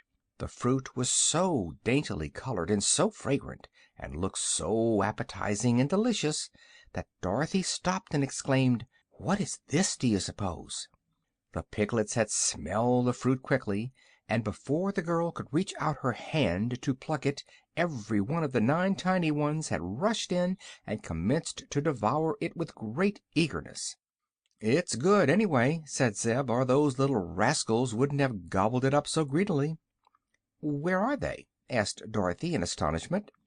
They all looked around, but the piglets had disappeared. "Dear me!" cried the Wizard, "they must have run away, but I didn't see them go, did you?" "No," replied the boy and the girl together. "Here, Piggy, Piggy, Piggy!" called their master anxiously. Several squeals and grunts were instantly heard at his feet, but the Wizard could not discover a single piglet. "Where are you?" he asked. "Why, right beside you," spoke a tiny voice. "Can't you see us?" "No," answered the little man in a puzzled tone. "We can see you," said another piglet. The Wizard stooped down and put out his hand, and at once felt the small fat body of one of his pets. He picked it up, but could not see what he held. "It is very strange," said he soberly. "The piglets have become invisible in some curious way." "I'll bet it's because they ate that peach," cried the kitten. "It wasn't a peach, Eureka," said Dorothy. "I only hope it wasn't poison." "It was fine, Dorothy," called one of the piglets. "We'll eat all we can find of them," said another. "But we mustn't eat them," the Wizard warned the children, "or we, too, may become invisible and lose each other. If we come across another of the strange fruit we must avoid it." Calling the piglets to him, he picked them all up one by one and put them away in his pocket, for although he could not see them he could feel them, and when he had buttoned his coat he knew they were safe for the present. The travelers now resumed their walk toward the cottage, which they presently reached. It was a pretty place, with vines growing thickly over the broad front porch. The door stood open, and a table was set in the front room, with 4 chairs drawn up to it. On the table were plates and knives and forks and dishes of bread, meat and fruits. The meat was smoking hot, and the knives and forks were performing strange antics and jumping here and there in quite a puzzling way. But not a single person appeared to be in the room.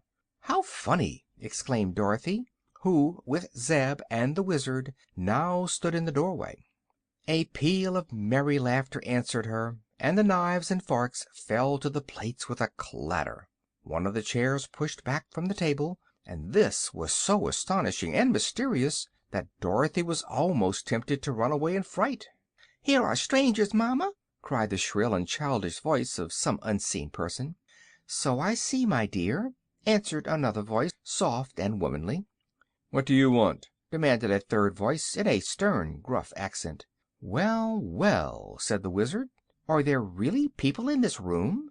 "Of course," answered the man's voice. "And pardon me for the foolish question, but are you all invisible?" "Surely," the woman answered, repeating her low, rippling laughter.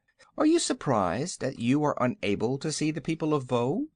"Why, yes," stammered the Wizard. "All the people I've ever met before were very plain to see." "Where do you come from, then?" asked the woman, in a curious tone. "We belong upon the face of the earth," explained the Wizard, "but recently, during an earthquake, we fell down a crack and landed in the country of the Mangaboos."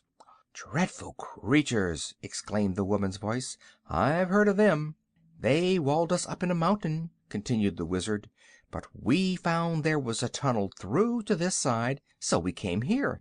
It is a beautiful place. What do you call it?" "It is the Valley of Voe." "Thank you. We have seen no people since we arrived, so we came to this house to inquire our way." "Are you hungry?" asked the woman's voice. "I could eat something," said Dorothy. "So could I," added Zeb. "But we do not wish to intrude, I assure you," the Wizard hastened to say. "That's all right," returned the man's voice, more pleasantly than before. "You are welcome to what we have." As he spoke, the voice came so near to Zeb that he jumped back in alarm. Two childish voices laughed merrily at this action, and Dorothy was sure they were in no danger among such light-hearted folks, even if those folks couldn't be seen. "What curious animal is that which is eating the grass on my lawn?" inquired the man's voice. "That's Jim," said the girl. "He's a horse." "What's he good for?" was the next question. "He draws the buggy you see fastened to him, and we ride in the buggy instead of walking," she explained. "Can he fight?" asked the man's voice. "No, he can kick pretty hard with his heels, and bite a little, but Jim can't 'zactly fight," she replied. "Then the bears will get him," said one of the children's voices. "Bears!" exclaimed Dorothy. "Are there bears here?" "This is the one evil of our country," answered the invisible man. "Many large and fierce bears roam in the Valley of Voe, and when they catch any of us they eat us up. But as they cannot see us, we seldom get caught." "Are the bears invisible, too?" asked the girl. "Yes, for they eat of the dama fruit, as we all do, and that keeps them from being seen by any eye, whether human or animal." "Does the dama fruit grow on a low bush and look something like a peach?" asked the Wizard. "Yes," was the reply. "If it makes you invisible, why do you eat it?" Dorothy inquired. "For two reasons, my dear," the woman's voice answered. "The dama fruit is the most delicious thing that grows, and when it makes us invisible the bears cannot find us to eat us up. But now, good wanderers, your luncheon is on the table, so please sit down and eat as much as you like." Chapter 9. They Fight the Invisible Bears. The strangers took their seats at the table willingly enough, for they were all hungry, and the platters were now heaped with good things to eat. In front of each place was a plate bearing one of the delicious dama fruit, and the perfume that rose from these was so enticing and sweet that they were sorely tempted to eat of them and become invisible. But Dorothy satisfied her hunger with other things, and her companions did likewise, resisting the temptation. "Why do you not eat the damas?" asked the woman's voice. "We don't want to get invisible," answered the girl. "But if you remain visible the bears will see you and devour you," said a girlish young voice that belonged to one of the children.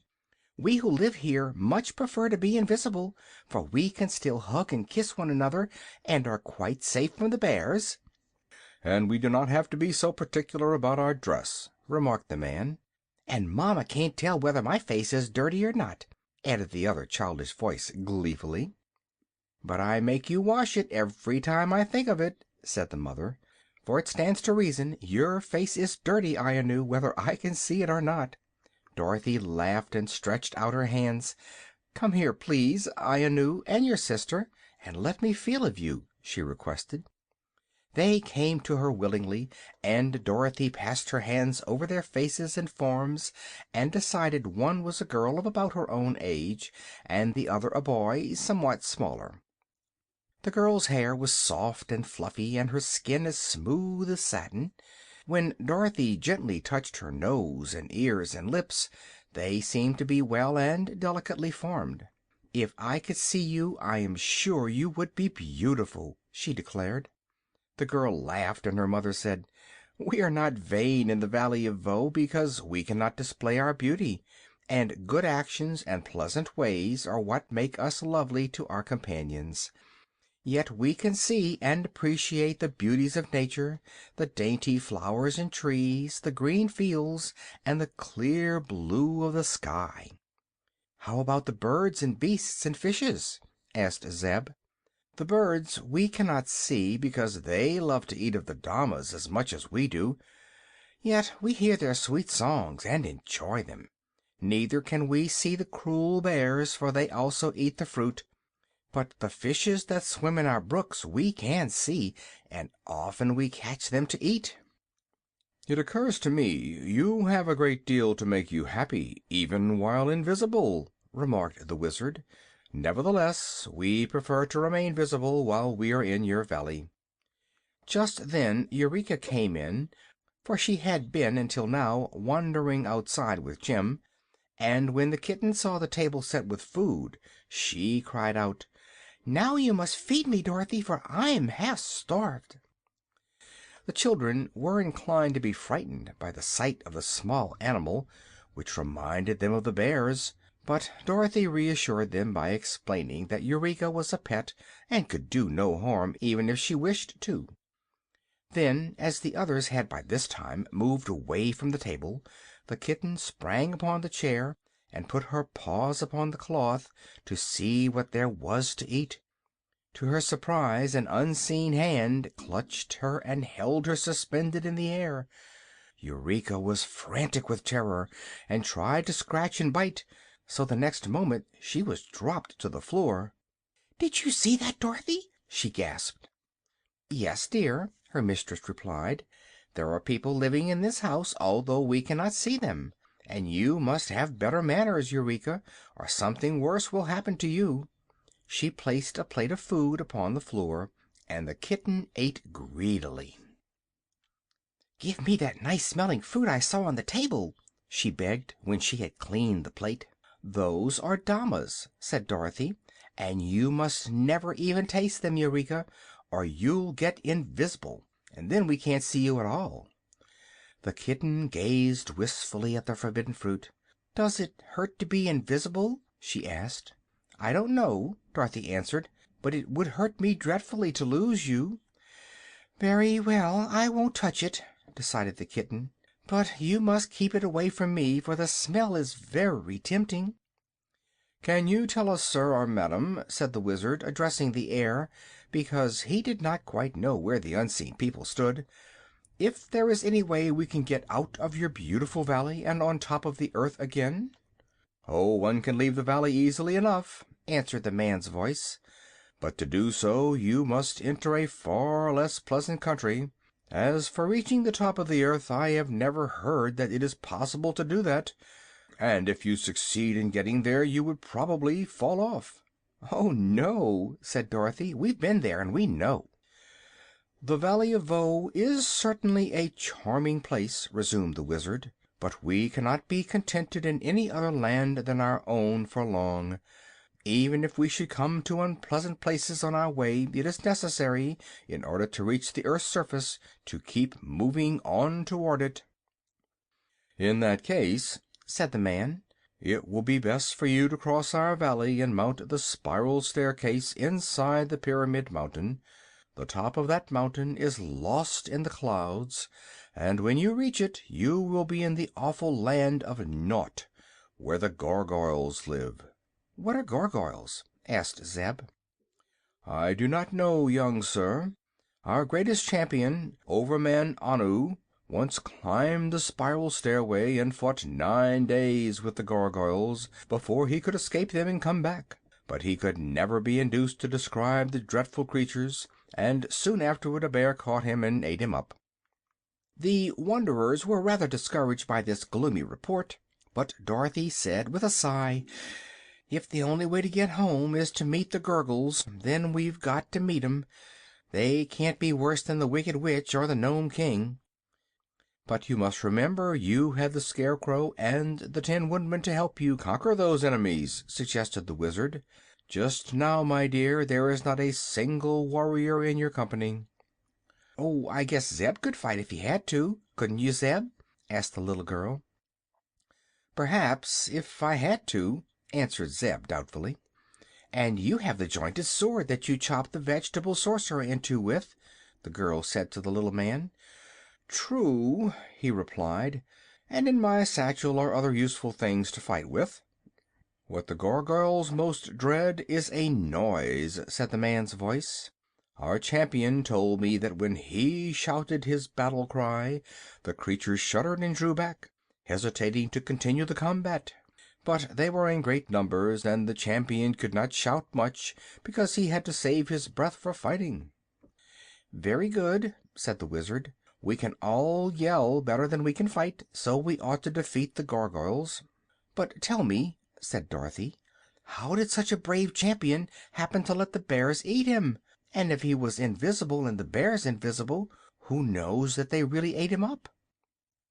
"The champion had killed 11 bears in his time," returned the unseen man, "and we know this is true because when any creature is dead the invisible charm of the Dama fruit ceases to be active, and the slain one can be plainly seen by all eyes. When the champion killed a bear, everyone could see it, and when the bears killed the champion we all saw several pieces of him scattered about, which of course disappeared again when the bears devoured them." They now bade farewell to the kind but unseen people of the cottage, and after the man had called their attention to a high pyramid-shaped mountain on the opposite side of the valley, and told them how to travel in order to reach it, they again started upon their journey. They followed the course of a broad stream and passed several more pretty cottages, but of course they saw no one, nor did anyone speak to them. Fruits and flowers grew plentifully all about, and there were many of the delicious damas that the people of Voe were so fond of. About noon they stopped to allow Jim to rest in the shade of a pretty orchard, and while they plucked and ate some of the cherries and plums that grew there, a soft voice suddenly said to them, "There are bears nearby. Be careful." The Wizard got out his sword at once, and Zeb grabbed the horsewhip. Dorothy climbed into the buggy, although Jim had been unharnessed from it and was grazing some distance away. The owner of the unseen voice laughed lightly and said, "You cannot escape the bears that way." "How can we escape?" asked Dorothy, nervously, for an unseen danger is always the hardest to face. "You must take the river," was the reply. "The bears will not venture upon the water."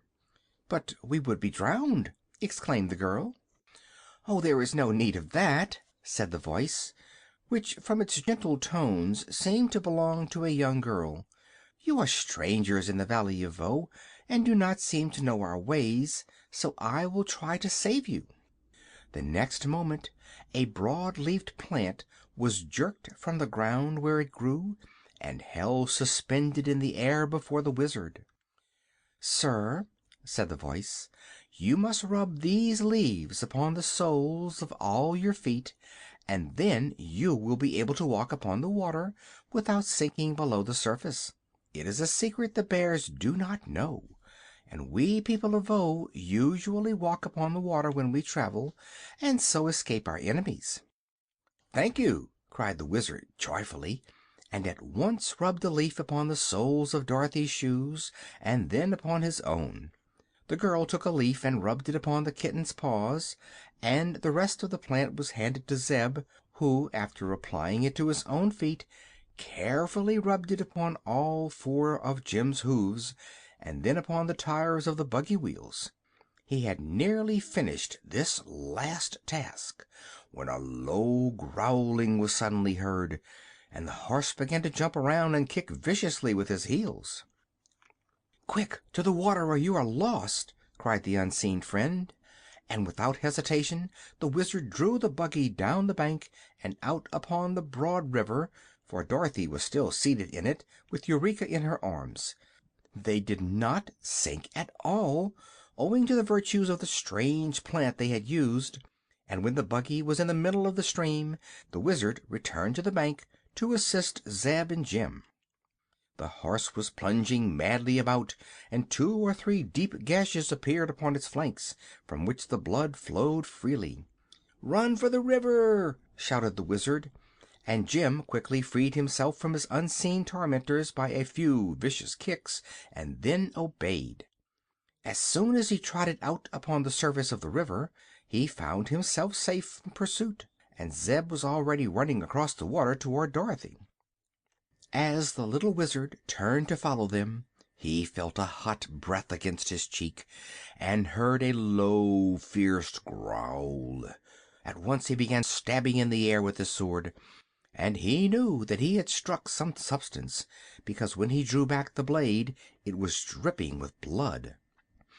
The third time that he thrust out the weapon there was a loud roar and a fall, and suddenly at his feet appeared the form of a great red bear, which was nearly as big as the horse and much stronger and fiercer.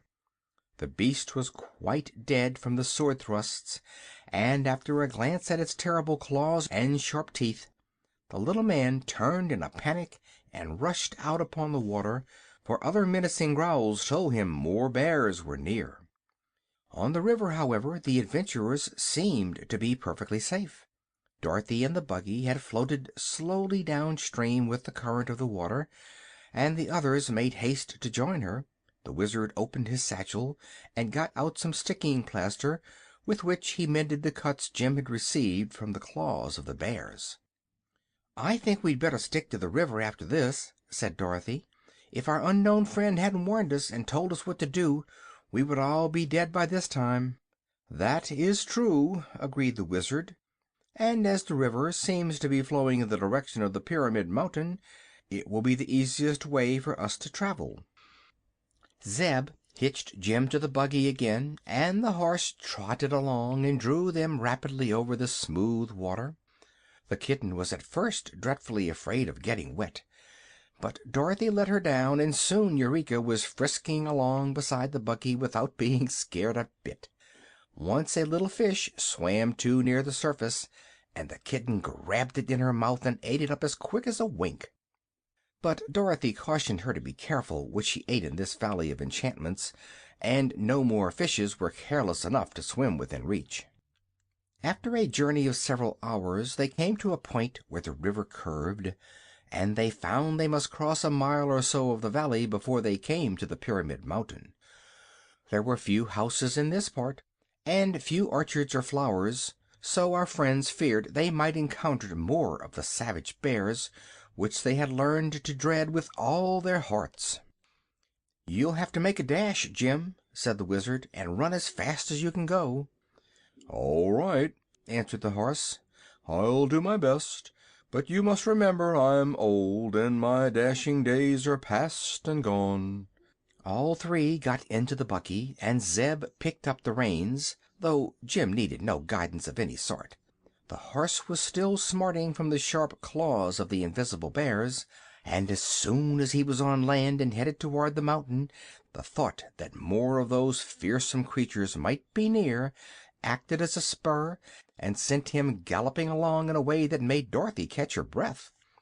Then Zeb, in a spirit of mischief, uttered a growl like that of the bears, and Jim picked up his ears and fairly flew. His bony legs moved so fast they could scarcely be seen, and the Wizard clung fast to the seat and yelled "Whoa!" at the top of his voice. I'm afraid he's running away," gasped Dorothy. "I know he is," said Zeb, "but no bear can catch him if he keeps up that gait, and the harness or the buggy don't break." Jim did not make a mile a minute, but almost before they were aware of it, he drew up at the foot of the mountain so suddenly that the Wizard and Zeb both sailed over the dashboard and landed in the soft grass, where they rolled over several times before they stopped. Dorothy nearly went with them, but she was holding fast to the iron rail of the seat, and that saved her. She squeezed the kitten, though, until it screeched, and then the old cab horse made several curious sounds that led the little girl to suspect he was laughing at them all.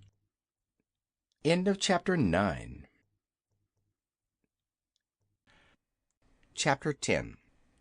The Braided Man of Pyramid Mountain. The mountain before them was shaped like a cone, and was so tall that its point was lost in the clouds. Directly facing the place where Jim had stopped was an arched opening leading to a broad stairway. The stairs were cut in the rock inside the mountain, and they were broad and not very steep, because they circled around like a corkscrew, and at the arched opening where the flight began the circle was quite big.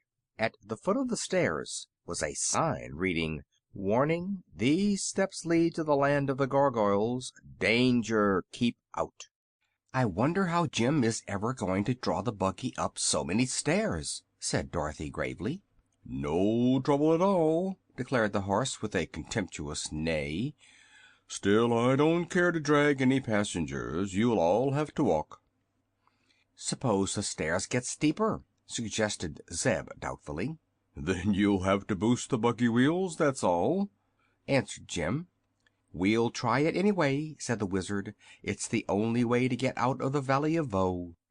So they began to ascend the stairs, Dorothy and the Wizard first, Jim next, drawing the buggy, and then Zeb to watch that nothing happened to the harness.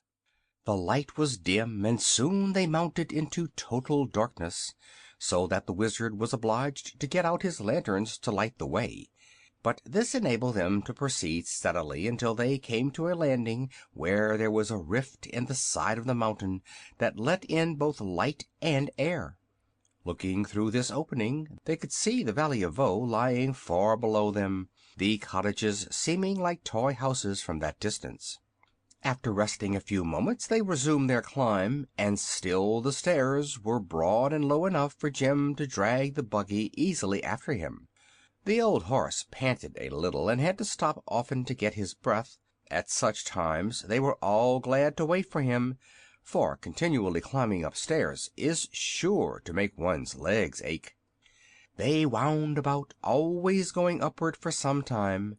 The lights from the lanterns dimly showed the way, but it was a gloomy journey, and they were pleased when a broad streak of light ahead assured them they were coming to a second landing.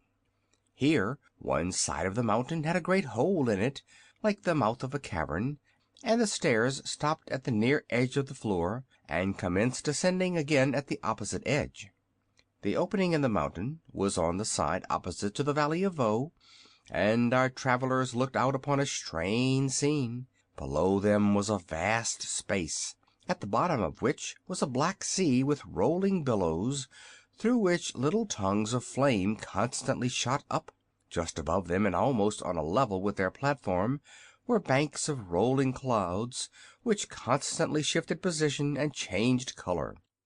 The blues and grays were very beautiful, and Dorothy noticed that on the cloud banks sat or reclined fleecy, shadowy forms of beautiful things who must have been the cloud fairies. Mortals who stand upon the earth and look up at the sky cannot often distinguish these forms, but our friends were now so near to the clouds that they observed the dainty fairies very clearly. "Are they real?" asked Zeb in an awed voice. "Of course," replied Dorothy softly. "They are the Cloud Fairies." "They seem like open work," remarked the boy, gazing intently. "If I should squeeze one there wouldn't be anything left of it." In the open space between the clouds and the black bubbling sea far beneath could be seen an occasional strange bird winging its way swiftly through the air. These birds were of enormous size, and reminded Zeb of the rocs he had read about in the Arabian Nights. They had fierce eyes and sharp talons and beaks, and the children hoped none of them would venture into the cavern. "Well, I declare!" suddenly exclaimed the little Wizard. "What in the world is this?" They turned around and found a man standing on the floor in the center of the cave, who bowed very politely when he saw he had attracted their attention. He was a very old man, bent nearly double, but the queerest thing about him was his white hair and beard. These were so long that they reached to his feet, and both the hair and the beard were carefully plaited into many braids, and the end of each braid fastened with a bow of colored ribbon. "Where did you come from?" asked Dorothy wonderingly. "No place at all," answered the man with the braids. "That is, not recently. Once I lived on top the earth, but for many years I have had my factory in this spot, halfway up Pyramid Mountain." "Are we only halfway up?" inquired the boy in a discouraged tone. "I believe so, my lad," replied the braided man. "But as I have never been in either direction, down or up, since I arrived, I cannot be positive whether it is exactly halfway or not." "Have you a factory in this place?" asked the Wizard, who had been examining the strange personage carefully. "To be sure," said the other. "I am a great inventor, you must know, and I manufacture my products in this lonely spot." "What are your products?" inquired the Wizard. "Well, I make assorted flutters for flags and bunting, and a superior grade of rustles for ladies' silk gowns." "I thought so," said the Wizard with a sigh. "May we examine some of these articles?" "Yes, indeed. Come into my shop, please." And the braided man turned and led the way into a smaller cave, where he evidently lived. Here, on a broad shelf, were several cardboard boxes of various sizes, each tied with cotton cord. "This," said the man, taking up a box and handling it gently, "contains 12 dozen rustles, enough to last any lady a year. Will you buy it, my dear?" he asked, addressing Dorothy. "My gown isn't silk," she said, smiling. "Never mind. When you open the box the rustles will escape, whether you are wearing a silk dress or not," said the man seriously. Then he picked up another box.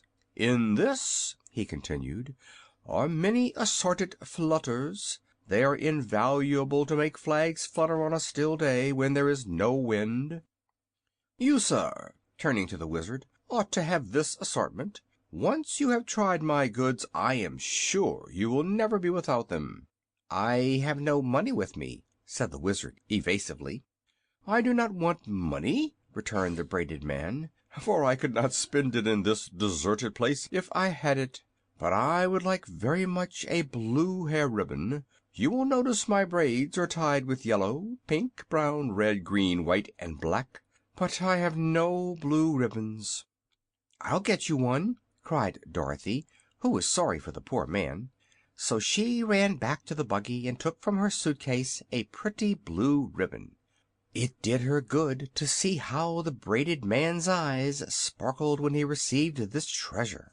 "You have made me very, very happy, my dear," he exclaimed, and then he insisted on the Wizard taking the box of flutters and the little girl accepting the box of rustles. "You may need them some time," he said, "and there is really no use in my manufacturing these things unless somebody uses them." "Why did you leave the surface of the earth?" inquired the Wizard. "I could not help it. It is a sad story, but if you will try to restrain your tears I will tell you about it. On earth I was a manufacturer of imported wholes of American Swiss cheese, and I will acknowledge that I supplied a superior article which was in great demand. Also I made pores for porous plasters, and high-grade holes for doughnuts and buttons. Finally I invented a new adjustable post-hole, which I thought would make my fortune. I manufactured a large quantity of these post-holes, and having no room in which to store them, I set them all end to end and put the top one in the ground. That made an extraordinarily long hole, as you may imagine, and reached far down into the earth, and as I leaned over it to try to see to the bottom, I lost my balance and tumbled in. Unfortunately, the hole led directly into the vast space you see outside this mountain. But I managed to catch a point of rock that projected from this cavern, and so saved myself from tumbling headlong into the black waves beneath, where the tongues of flame that dart out would certainly have consumed me. Here, then, I make my home, and although it is a lonely place, I amuse myself making rustles and flutters, and so get along very nicely." When the braided man had completed this strange tale, Dorothy nearly laughed because it was all so absurd, but the Wizard tapped his forehead significantly to indicate that he thought the poor man was crazy. So they politely bade him good day and went back to the outer cavern to resume their journey. End of chapter 10.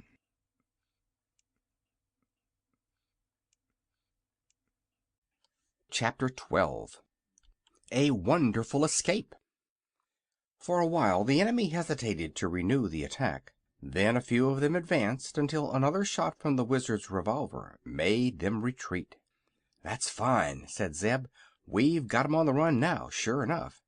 "But only for a time," replied the Wizard, shaking his head gloomily. "These revolvers are good for 6 shots each, but when those are gone we shall be helpless." The Gargoyles seemed to realize this, for they sent a few of their band, time after time, to attack the strangers and draw the fire from the little man's revolvers. In this way none of them was shocked by the dreadful report more than once, for the main band kept far away, and each time a new company was sent into the battle. When the Wizard had fired all of his 12 bullets, he had caused no damage to the enemy except to stun a few by the noise, and so he was no nearer to victory than in the beginning of the fray. "What shall we do now?" asked Dorothy anxiously. "Let's yell, all together," said Zeb. "And fight at the same time," added the Wizard. "We will get near Jim, so that he can help us, and each one must take some weapon and do the best he can. I'll use my sword, although it isn't much account in this affair. Dorothy must take her parasol and open it suddenly when the wooden folks attack her. I haven't anything for you, Zeb." "I'll use the king," said the boy, and pulled his prisoner out of the buggy. The bound Gargoyle's arms extended far out beyond its head, so by grasping its wrists Zeb found the king made a very good club. The boy was strong for one of his years, having always worked upon a farm, so he was likely to prove more dangerous to the enemy than the Wizard. When the next company of Gargoyles advanced, our adventurers began yelling as if they had gone mad. Even the kitten gave a dreadfully shrill scream, and at the same time Jim the cab horse neighed loudly. This daunted the enemy for a time, but the defenders were soon out of breath. Perceiving this, as well as the fact that there were no more of the awful bangs to come from the revolvers, the Gargoyles advanced in a swarm as thick as bees, so that the air was filled with them. Dorothy squatted upon the ground and put up her parasol, which nearly covered her, and proved a great protection. The Wizard's sword blade snapped into a dozen pieces at the first blow he struck against the wooden people. Zeb pounded away with the Gargoyle he was using as a club until he had knocked down dozens of foes, but at last they clustered so thickly about him that he no longer had room in which to swing his arms. The horse performed some wonderful kicking, and even Eureka assisted when she leaped bodily upon the Gargoyles and scratched and bit at them like a wildcat. But all this bravery amounted to nothing at all. The wooden things wound their long arms around Zeb and the Wizard and held them fast. Dorothy was captured in the same way, and numbers of the gargoyles clung to Jim's legs, so weighting him down that the poor beast was helpless. Eureka made a desperate dash to escape, and scampered along the ground like a streak, but a grinning gargoyle flew after her and grabbed her before she had gone very far. All of them expected nothing less than instant death, but to their surprise the wooden creatures flew into the air with them and bore them far away, over miles and miles of wooden country, until they came to a wooden city. The houses of this city had many corners, being square and six-sided and eight-sided. They were tower-like in shape, and the best of them seemed old and weather-worn, yet all were strong and substantial. To one of these houses, which had neither doors nor windows, but only one broad opening far up underneath the roof, the prisoners were brought by their captors. The gargoyles roughly pushed them into the opening, where there was a platform, and then flew away and left them. As they had no wings, the strangers could not fly away, and if they jumped down from such a height they would surely be killed. The creatures had sense enough to reason that way, and the only mistake they made was in supposing the earth people were unable to overcome such ordinary difficulties. Jim was brought with the others, although it took a good many gargoyles to carry the big beast through the air and land him on the high platform, and the buggy was thrust in after him because it belonged to the party, and the wooden folks had no idea what it was used for, or whether it was alive or not. When Eureka's captor had thrown the kitten after the others, the last gargoyle silently disappeared, leaving our friends to breathe freely once more. "What an awful fight!" said Dorothy, catching her breath in little gasps. "Oh, I don't know," purred Eureka, smoothing her ruffled fur with her paw. "We didn't manage to hurt anybody, and nobody managed to hurt us." "Thank goodness we are together again, even if we are prisoners," sighed the little girl. "I wonder why they didn't kill us on the spot," remarked Zeb, who had lost his king in the struggle. "They are probably keeping us for some ceremony," the Wizard answered reflectively, "but there is no doubt they intend to kill us as dead as possible in a short time." "As dead as possible would be pretty dead, wouldn't it?" asked Dorothy. "Yes, my dear, but we have no need to worry about that just now. Let us examine our prison and see what it is like." The space underneath the roof where they stood permitted them to see on all sides of the tall building, and they looked with much curiosity at the city spread out beneath them. Everything visible was made of wood, and the scene seemed stiff and extremely unnatural. From their platform a stair descended into the house, and the children and the Wizard explored it after lighting a lantern to show them the way. Several stories of empty rooms rewarded their search, but nothing more.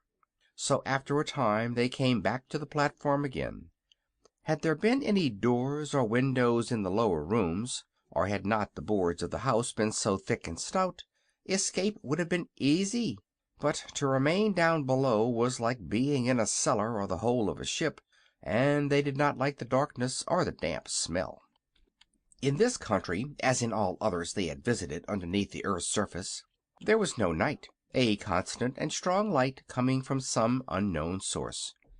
Looking out, they could see into some of the houses near them, where there were open windows in abundance, and were able to mark the forms of the wooden gargoyles moving about in their dwellings. "This seems to be their time of rest," observed the Wizard. "All people need rest, even if they are made of wood, and as there is no night here they select a certain time of the day in which to sleep or doze." I feel sleepy myself, remarked Zeb, yawning. "Why, where's Eureka?" cried Dorothy suddenly. They all looked around, but the kitten was no place to be seen. "She's gone out for a walk," said Jim gruffly. "Where? On the roof?" asked the girl. "No, she just dug her claws into the wood and climbed down the sides of this house to the ground." "She couldn't climb down, Jim," said Dorothy. "To climb means to go up." "Who said so?" demanded the horse. "My school teacher said so, and she knows a lot, Jim." "To climb down is sometimes used as a figure of speech," remarked the Wizard. "Well, this was a figure of a cat," said Jim. and she went down anyhow, whether she climbed or crept." "Dear me, how careless Eureka is!" exclaimed the girl, much distressed. "The Gurgles will get her, sure." "Ha ha!" chuckled the old cab horse. "They're not Gurgles, little maid. They're Gargoyles." "Never mind, they'll get Eureka, whatever they're called." "No, they won't," said the voice of the kitten, and Eureka herself crawled over the edge of the platform and sat down quietly upon the floor.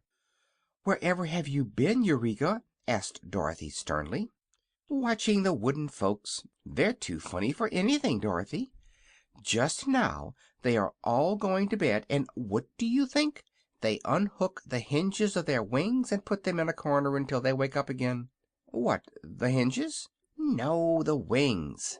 "That," said Zeb, "explains why this house is used by them for a prison. If any of the Gargoyles act badly and have to be put in jail, they are brought here and their wings unhooked and taken away from them until they promise to be good." The Wizard had listened intently to what Eureka had said.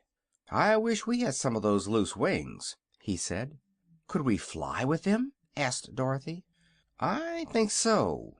If the Gargoyles can unhook the wings, then the power to fly lies in the wings themselves, and not in the wooden bodies of the people who wear them. So if we had the wings, we could probably fly as well as they do, or at least while we are in their country and under the spell of its magic." "But how would it help us to be able to fly?" questioned the girl.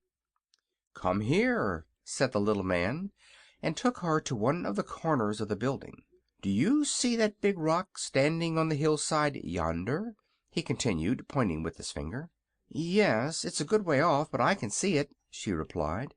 "Well, inside that rock, which reaches up into the clouds, is an archway very much like the one we entered when we climbed the spiral staircase from the Valley of Woe. I'll get my spyglass, and then you can see it more plainly."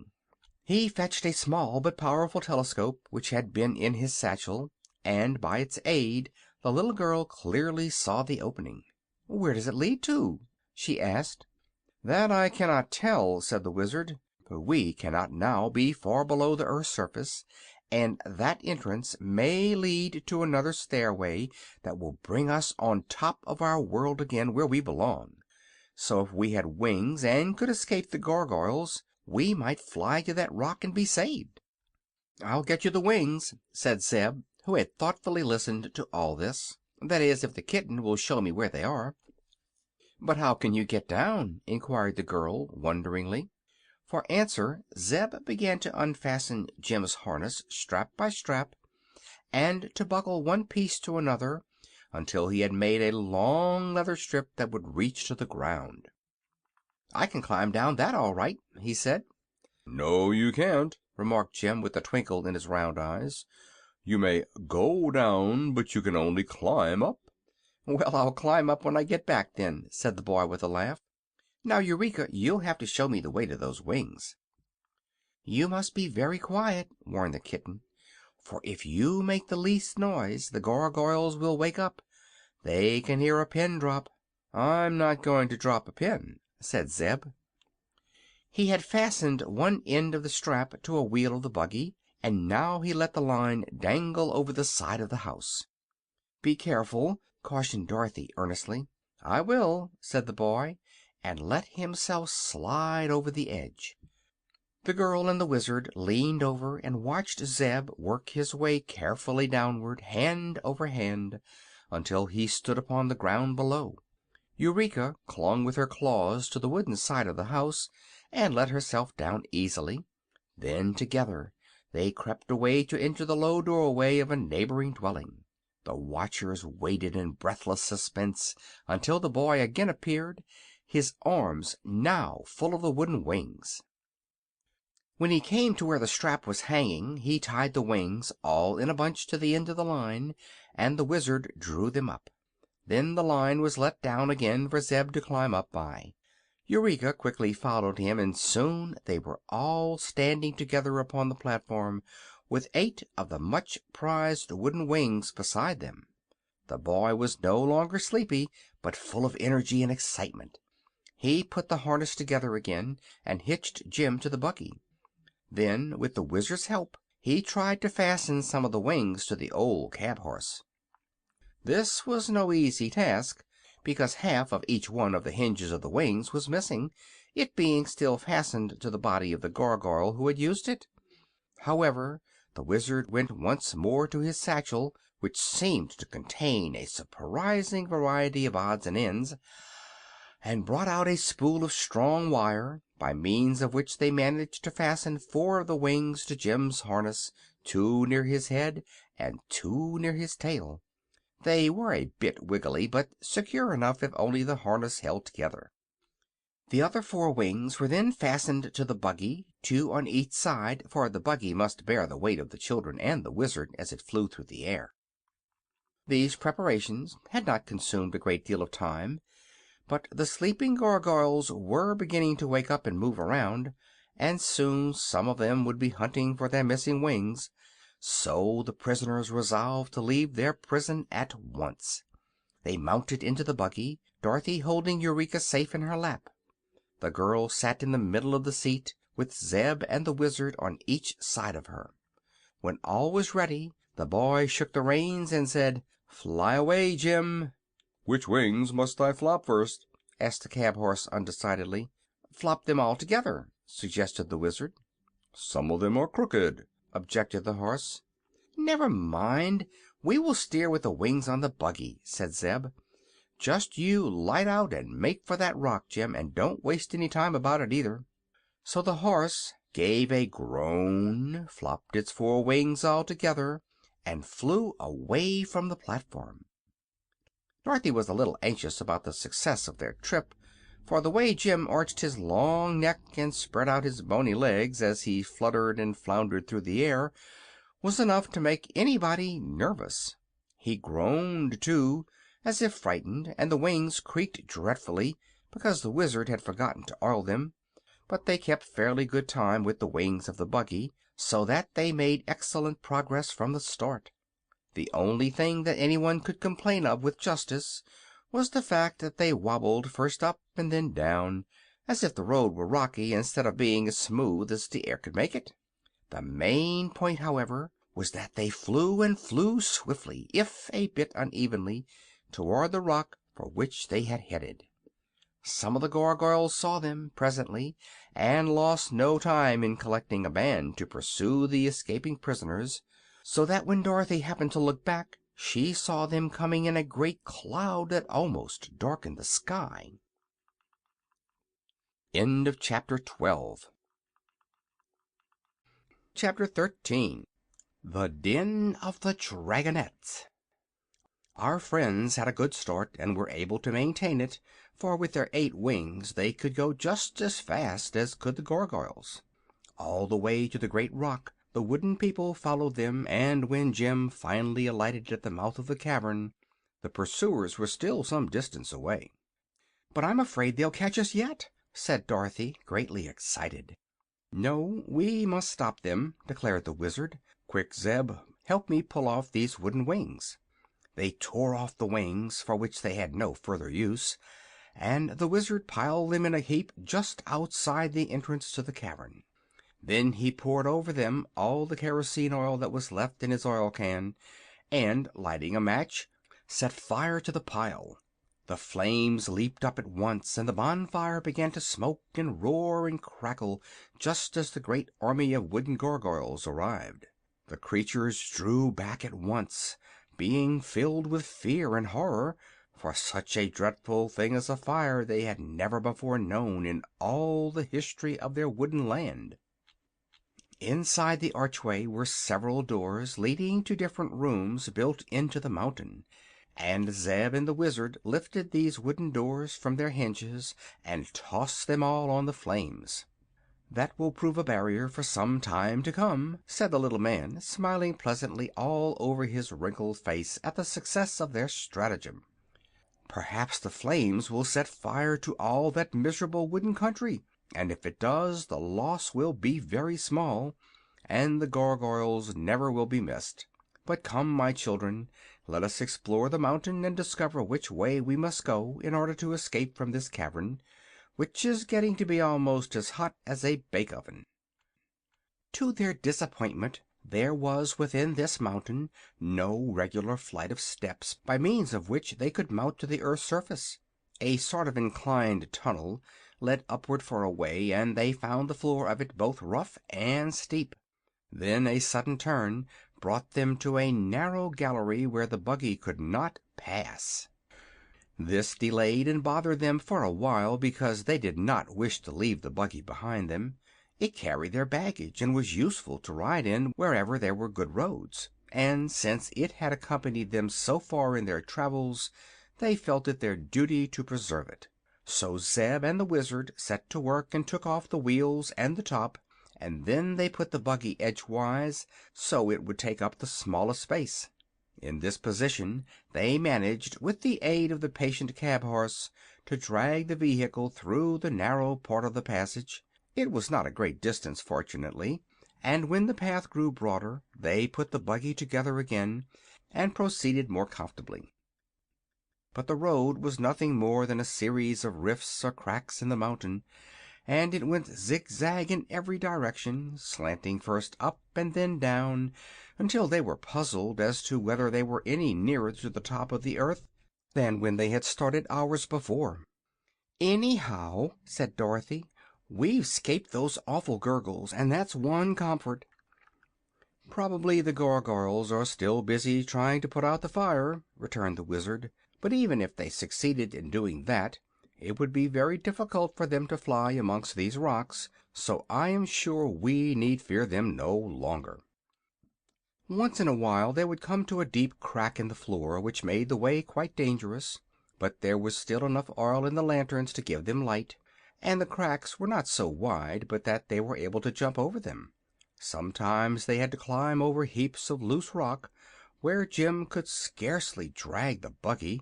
At such times Dorothy, Zeb, and the Wizard all pushed behind and lifted the wheels over the roughest places. So they managed, by dint of hard work, to keep going. But the little party was both weary and discouraged when at last, on turning a sharp corner, the wanderers found themselves in a vast cave, arching high over their heads and having a smooth, level floor. The cave was circular in shape, and all around its edge, near to the ground, appeared groups of dull yellow lights, two of them being always side by side. These were motionless at first, but soon began to flicker more brightly and to sway slowly from side to side, and then up and down. "What sort of place is this?" asked the boy, trying to see more clearly through the gloom. "I cannot imagine, I'm sure," answered the Wizard, also peering about. "Whoa!" snarled Eureka, arching her back until her hair stood straight on end. "It's a den of alligators or crocodiles or some other dreadful creatures. Don't you see their terrible eyes?" "Eureka sees better in the dark than we can," whispered Dorothy. "Tell us, dear, what do the creatures look like?" she asked, addressing her pet. "I simply can't describe 'em," answered the kitten, shuddering. "Their eyes are like pie plates, and their mouths like coal scuttles, but their bodies don't seem very big." "Where are they?" inquired the girl. "They are in little pockets all around the edge of this cavern. Oh, Dorothy, you can't imagine what horrid things they are. They're uglier than the gargoyles." "Tut, tut! Be careful how you criticize your neighbors," spoke a rasping voice near by. "As a matter of fact, you are rather ugly-looking creatures yourselves, and I'm sure Mother has often told us we were the loveliest and prettiest things in all the world." Hearing these words, our friends turned in the direction of the sound, and the Wizard held his lanterns so that their light would flood one of the little pockets in the rock. "Why, it's a dragon!" he exclaimed. "No," answered the owner of the big yellow eyes, which were blinking at them so steadily. "You are wrong about that. We hope to grow to be dragons some day, but just now we're only dragonettes." "What's that?" asked Dorothy, gazing fearfully at the great scaly head, the yawning mouth, and the big eyes. "Young dragons, of course. but we are not allowed to call ourselves real dragons until we get our full growth," was the reply. "The big dragons are very proud and don't think children amount to much. But Mother says that some day we will all be very powerful and important." "Where is your mother?" asked the Wizard, anxiously looking around. "She has gone up to the top of the earth to hunt for our dinner. If she has good luck, she will bring us an elephant, or a brace of rhinoceri, or perhaps a few dozen people to stay our hunger." "Oh, are you hungry?" inquired Dorothy, drawing back. "Very," said the dragonette, snapping its jaws. "And do you eat people?" "To be sure, when we can get them. But they've been very scarce for a few years, and we usually have to be content with elephants or buffaloes," answered the creature in a regretful tone. "How old are you?" inquired Zeb, who stared at the yellow eyes as if fascinated. "Quite young, I grieve to say, and all of my brothers and sisters that you see here are practically my own age. If I remember rightly, we were 66 years old the day before yesterday." "But that isn't young!" cried Dorothy in amazement. "No," drawled the dragonette, "it seems to me very babyish." "How old is your mother?" asked the girl. "Mother's about 2,000 years old, but she carelessly lost track of her age a few centuries ago and skipped several hundreds. She's a little fussy, you know, and always afraid of growing old, being a widow and still in her prime." "I should think she would be," agreed Dorothy. Then, after a moment's thought, she asked, "Are we friends or enemies? I mean, will you be good to us, or do you intend to eat us?" "As for that, we dragonettes would love to eat you, my child. But unfortunately Mother has tied all our tails around the rocks at the back of our individual caves, so that we cannot crawl out to get you. If you choose to come nearer, we will make a mouthful of you in a wink, but unless you do you will remain quite safe." There was a regretful accent in the creature's voice, and at the words all the other dragonettes sighed dismally. Dorothy felt relieved. Presently she asked, "Why did your mother tie your tails?" "Oh, she is sometimes gone for several weeks on her hunting trips, and if we were not tied we would crawl all over the mountain and fight with each other and get into a lot of mischief. Mother usually knows what she is about, but she made a mistake this time, for you are sure to escape us unless you come too near, and you probably won't do that." "No, indeed," said the little girl. "We don't wish to be eaten by such awful beasts." "Permit me to say," returned the dragonette, "that you are rather impolite to call us names, knowing that we cannot resent your insults. We consider ourselves very beautiful in appearance, for Mother has told us so, and she knows. And we are of an excellent family and have a pedigree that I challenge any humans to equal, as it extends back about 20,000 years, to the time of the famous Green Dragon of Atlantis, who lived in a time when humans had not yet been created. Can you match that pedigree, little girl?" "Well," said Dorothy, "I was born on a farm in Kansas, and I guess that's being just as 'spectable and haughty as living in a cave with your tail tied to a rock. If it isn't, I'll just have to stand it, that's all." "Tastes differ," murmured the dragonette, slowly drooping its scaly eyelids over its yellow eyes until they looked like half moons. Being reassured by the fact that the creatures could not crawl out of their rock pockets, the children and the Wizard now took time to examine them more closely. The heads of the dragonettes were as big as barrels and covered with hard greenish scales that glittered brightly under the light of the lanterns. Their front legs, which grew just back of their heads, were also strong and big, but their bodies were smaller around than their heads, and dwindled away in a long line until their tails were slim as a shoestring. Dorothy thought if it had taken them 66 years to grow to this size, that it would be fully 100 years more before they could hope to call themselves dragons, and that seemed like a good while to wait to grow up. "It occurs to me," said the Wizard, "that we ought to get out of this place before the mother dragon comes back."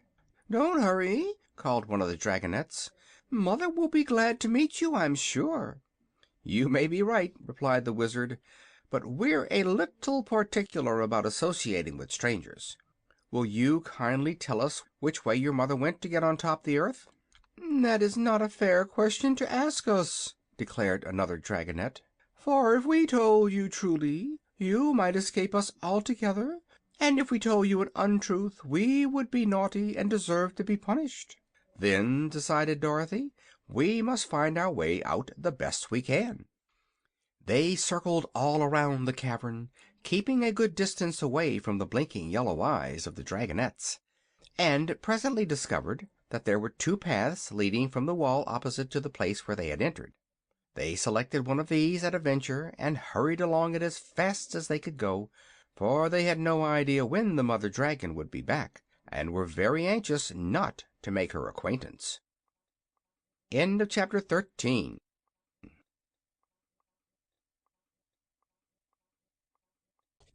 Chapter 14. Ozma uses the magic belt. For a considerable distance the way led straight upward in a gentle incline, and the wanderers made such good progress that they grew hopeful and eager, thinking they might see sunshine at any minute. But at length they came unexpectedly upon a huge rock that shut off the passage and blocked them from proceeding a single step farther. This rock was separate from the rest of the mountain, and was in motion, turning slowly around and around, as if upon a pivot. When first they came to it, there was a solid wall before them, but presently it revolved until there was exposed a wide, smooth path across it to the other side. This appeared so unexpectedly that they were unprepared to take advantage of it at first, and allowed the rocky wall to swing around again before they had decided to pass over. But they knew now that there was a means of escape, and so waited patiently until the path appeared for the second time. The children and the Wizard rushed across the moving rock and sprang into the passage beyond, landing safely, though a little out of breath. Jim the cab horse came last, and the rocky wall almost caught him, for just as he leaped to the floor of the further passage the wall swung across it, and a loose stone that the buggy wheels knocked against fell into the narrow crack where the rock turned, and became wedged there. They heard a crunching, grinding sound, a loud snap, and then the turntable came to a stop, with its broadest surface shutting off the path from which they had come. "Never mind," said Zeb. "We don't want to get back, anyhow." "I'm not so sure of that," returned Dorothy. "The mother dragon may come down and catch us here." "It is possible," agreed the Wizard, "if this proves to be the path she usually takes. But I have been examining this tunnel, and I do not see any signs of so large a beast having passed through it." "Then we're all right," said the girl, "for if the dragon went the other way she can't possibly get to us now." "Of course not, my dear. But there is another thing to consider. The mother dragon probably knows the road to the earth's surface, and if she went the other way then we have come the wrong way," said the Wizard, thoughtfully. "Dear me!" cried Dorothy. "That would be unlucky, wouldn't it?" "Very. Unless this passage also leads to the top of the earth," said Zeb. "For my part, if we manage to get out of here I'll be glad it isn't the way the dragon comes." "So will I," returned Dorothy. "It's enough to have your pedigree flung in your face by those saucy dragonettes. No one knows what the mother might do." They now moved on again, creeping slowly up another steep incline. The lanterns were beginning to grow dim, and the Wizard poured the remaining oil from one into the other, so that the one light would last longer. But their journey was almost over, for in a short time they reached a small cave from which there was no further outlet. They did not realize their ill fortune at first, for their hearts were gladdened by the sight of a ray of sunshine coming through a small crack in the roof of the cave far overhead. That meant that their world, the real world, was not very far away, and that the succession of perilous adventures they had encountered had at last brought them near the earth's surface, which meant home to them. But when the adventurers looked more carefully around them, they discovered that they were in a strong prison from which there was no hope of escape. "But we're almost on earth again," cried Dorothy, "for there is the sun, the most beautiful sun that shines," and she pointed eagerly at the crack in the distant roof. "Almost on earth isn't being there," said the kitten in a discontented tone. "It wouldn't be possible for even me to get up to that crack, or through it if I got there." "It appears that the path ends here," announced the Wizard gloomily. "And there is no way to go back," added Zeb, with a low whistle of perplexity. "I was sure it would come to this in the end," remarked the old cab horse. "Folks don't fall into the middle of the earth and then get back again to tell of their adventures, not in real life. And the whole thing has been unnatural, because that cat and I are both able to talk your language and to understand the words you say." "And so can the 9 tiny piglets," added Eureka. "Don't forget them, for I may have to eat them after all." "I've heard animals talk before," said Dorothy, "and no harm came of it." "Were you ever shut up in a cave far under the earth with no way of getting out?" inquired the horse, seriously. "No," answered Dorothy. "But don't lose heart, Jim, for I'm sure this isn't the end of our story, by any means." The reference to the piglets reminded the Wizard that his pets had not enjoyed much exercise lately, and must be tired of their prison in his pocket. So he sat down upon the floor of the cave, brought the piglets out one by one, and allowed them to run around as much as they pleased. "My dears," he said to them, "I'm afraid I have got you into a lot of trouble, and that you will never again be able to leave this gloomy cave." "What's wrong?" asked the piglet. "We've been in the dark quite a while, and you may as well explain what has happened." The Wizard told them of the misfortune that had overtaken the wanderers. "Well," said another piglet, "you are a wizard, are you not?" "I am," replied the little man. "Then you can do a few whizzes and get us out of this hole," declared the tiny one, with much confidence. "I could if I happened to be a real wizard," returned the master sadly; "but I'm not, Piggy Weeze. I'm a humbug wizard." "Nonsense!" cried several of the piglets together. "You can ask Dorothy," said the little man in an injured tone. "It's true enough," returned the girl earnestly.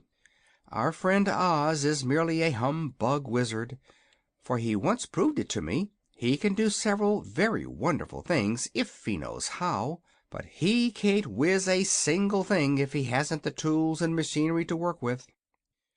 "Thank you, my dear, for doing me justice," responded the Wizard gratefully. "To be accused of being a real wizard when I'm not is a slander I will not tamely submit to. But I am one of the greatest humbug wizards that ever lived, and you will realize this when we have all starved together and our bones are scattered over the floor of this lonely cave." "I don't believe we'll realize anything when it comes to that," remarked Dorothy, who had been deep in thought. "But I'm not going to scatter my bones just yet, because I need them, and you probably need yours too." "We are helpless to escape," sighed the Wizard. "We may be helpless," answered Dorothy, smiling at him, "but there are others who can do more than we can. Cheer up, friends. I'm sure Ozma will help us." "Ozma!" exclaimed the Wizard. "Who is Ozma?" "The girl that rules the marvelous Land of Oz," was the reply. "She's a friend of mine, for I met her in the Land of Ev not long ago, and went to Oz with her." "For the second time?" asked the Wizard, with great interest. "Yes. The first time I went to Oz I found you there, ruling the Emerald City. After you went up in a balloon and escaped us, I got back to Kansas by means of a pair of magical silver shoes." "I remember those shoes," said the little man, nodding. "They once belonged to the Wicked Witch. Have you them here with you?" "No, I lost them somewhere in the air," exclaimed the child. "But the second time I went to the Land of Oz I owned the Nome King's magic belt, which is much more powerful than were the silver shoes." "Where is that magic belt?" inquired the Wizard, who had listened with great interest. "Ozma has it, for its powers won't work in a common ordinary country like the United States. Anyone in a fairy country like the Land of Oz can do anything with it, so I left it with my friend, the Princess Ozma, who used it to wish me in Australia with Uncle Henry." "And were you?" asked Zeb, astonished at what he heard. "Of course, in just a jiffy. And Ozma has an enchanted picture hanging in her room that shows her the exact scene where any of her friends may be at any time she chooses. All she has to do is to say, 'I wonder what so and so is doing,' and at once the picture shows where her friend is and what the friend is doing. That's real magic, Mr. Wizard, isn't it?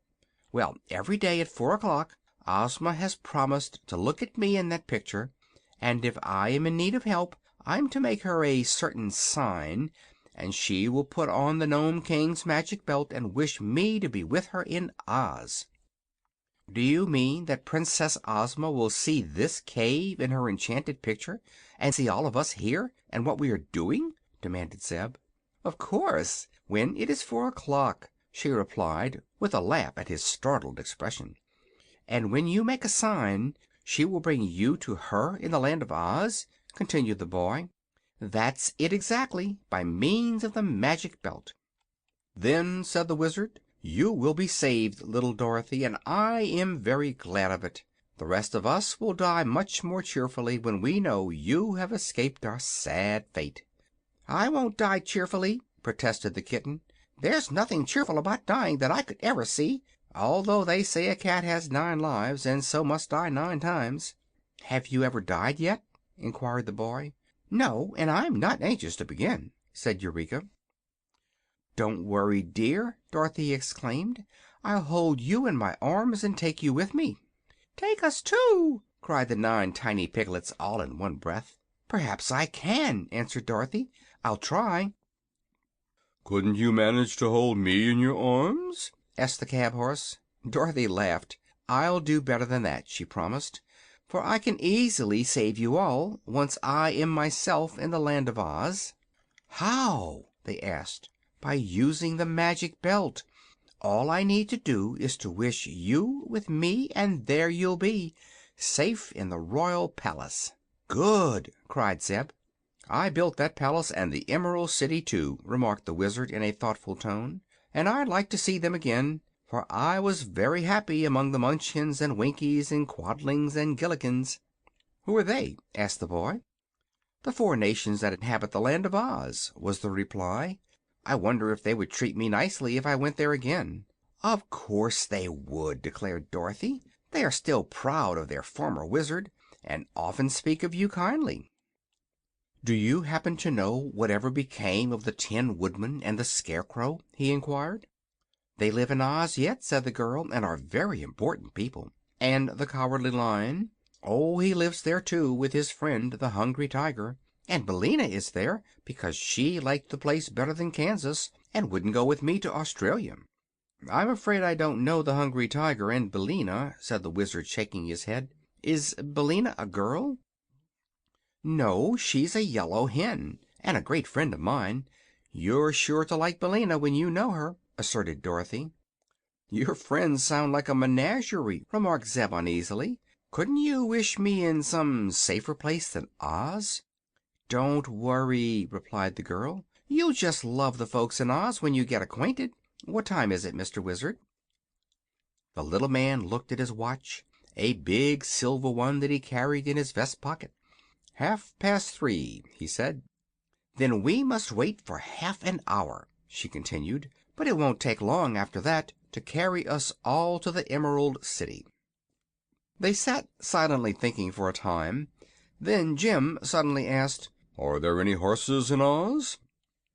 "Only one," replied Dorothy, "and he's a sawhorse." "A what?" "A sawhorse. Princess Ozma once brought him to life with a witch powder when she was a boy." "Was Ozma once a boy?" asked Zeb wonderingly. "Yes, a wicked witch enchanted her so she could not rule her kingdom. But she's a girl now, and the sweetest, loveliest girl in all the world." "A sawhorse is a thing they saw boards on," remarked Jim with a sniff. "It's not when it's alive," acknowledged the girl. "But this sawhorse can trot as fast as you can, Jim, and he's very wise, too." "Pah! I'll race the miserable wooden donkey any day in the week," cried the cab horse. Dorothy did not reply to that. She felt that Jim would know more about the sawhorse later on. The time dragged wearily enough to the eager watchers, but finally the Wizard announced that 4 o'clock had arrived, and Dorothy caught up the kitten and began to make the signal that had been agreed upon to their faraway invisible Ozma. "Nothing seems to happen," said Zeb doubtfully. "Oh, we must give Ozma time to put on the magic belt," replied the girl. She had scarcely spoken the words when she suddenly disappeared from the cave, and with her went the kitten. There had been no sound of any kind, and no warning. One moment Dorothy sat beside them with the kitten in her lap, and a moment later the horse, the piglets, the Wizard, and the boy were all that remained in the underground prison. "I believe we will soon follow her," announced the Wizard in a tone of great relief, "for I know something about the magic of the fairyland that is called the Land of Oz. Let us be ready, for we may be sent for any minute." He put the piglets safely away in his pocket again, and then he and Zeb got into the buggy and sat expectantly upon the seat. "Will it hurt?" asked the boy in a voice that trembled a little. "Not at all," replied the Wizard. "It will all happen as quick as a wink." And that was the way it did happen. The cab horse gave a nervous start, and Zeb began to rub his eyes to make sure he was not asleep, for they were in the streets of a beautiful emerald green city, bathed in a grateful green light that was especially pleasing to their eyes, and surrounded by merry-faced people in gorgeous green and gold costumes of many extraordinary designs. Before them were the jewel-studded gates of a magnificent palace, and now the gates opened slowly as if inviting them to enter the courtyard, where splendid flowers were blooming and pretty fountains shot their silvery sprays into the air. Zeb shook the reins to rouse the cab horse from his stupor of amazement, for the people were beginning to gather around and stare at the strangers. "Gid-dap!" cried the boy, and at the word Jim slowly trotted into the courtyard and drew the buggy along the jeweled driveway to the great entrance of the royal palace. End of chapter 14.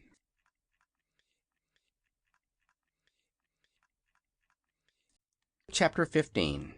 Old Friends Are Reunited. Many servants dressed in handsome uniforms stood ready to welcome the new arrivals, and when the Wizard got out of the buggy a pretty girl in a green gown cried out in surprise: "Why, it's Oz, the wonderful Wizard, come back again!" The little man looked at her closely, and then took both the maiden's hands in his and shook them cordially. "On my word," he exclaimed, "it's little Jellia Jamb, as pert and pretty as ever!" "Why not, Mr. Wizard?" asked Jellia, bowing low. "But I'm afraid you cannot rule an Emerald City as you used to, because we now have a beautiful princess whom everyone loves dearly." "And the people will not willingly part with her," added a tall soldier in a captain general's uniform. The Wizard turned to look at him. "Did you not wear green whiskers at one time?" he asked.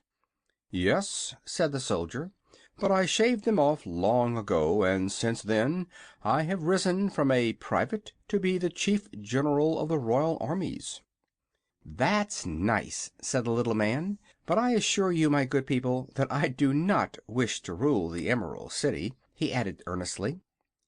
"In that case you are very welcome," cried all the servants, and it pleased the Wizard to note the respect with which the royal retainers bowed before him.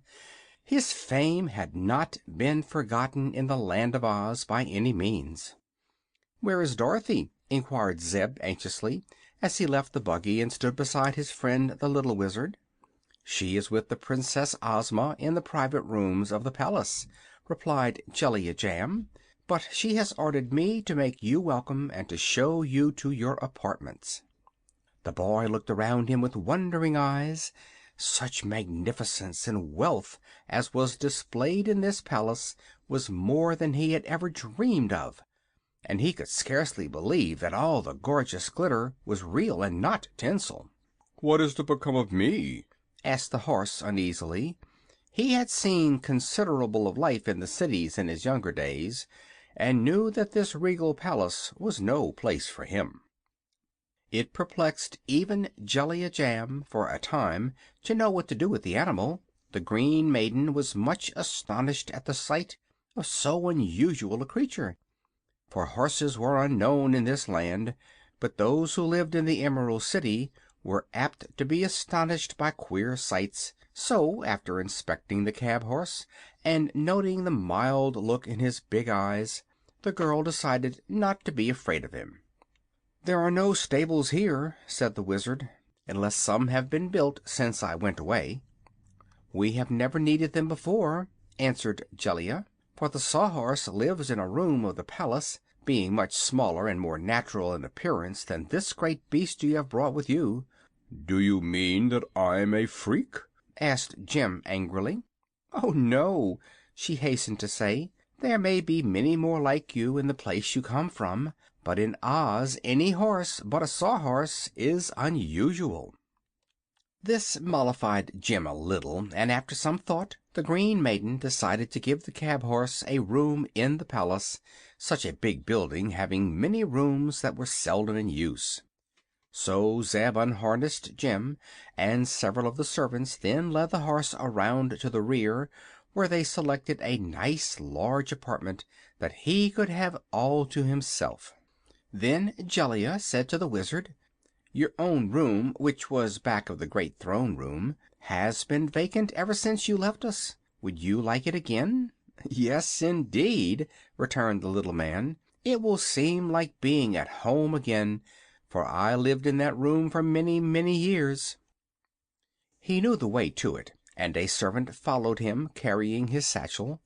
Zeb was also escorted to a room so grand and beautiful that he almost feared to sit in the chairs or lie upon the bed, lest he might dim their splendor. In the closets he discovered many fancy costumes of rich velvets and brocades, and one of the attendants told him to dress himself in any of the clothes that pleased him, and to be prepared to dine with the Princess and Dorothy in an hour's time. Opening from the chamber was a fine bathroom, having a marble tub with perfumed water. So the boy, still dazed by the novelty of his surroundings, indulged in a good bath, and then selected a maroon velvet costume with silver buttons to replace his own soiled and much worn clothing. There were silk stockings and soft leather slippers with diamond buckles to accompany his new costume, and when he was fully dressed Zeb looked much more dignified and imposing than ever before in his life. He was all ready when an attendant came to escort him to the presence of the Princess. He followed bashfully and was ushered into a room more dainty and attractive than it was splendid. Here he found Dorothy seated beside a young girl, so marvelously beautiful that the boy stopped suddenly with a gasp of admiration. But Dorothy sprang up and ran to seize her friend's hand, drawing him impulsively toward the lovely Princess, who smiled most graciously upon her guest. Then the Wizard entered, and his presence relieved the boy's embarrassment.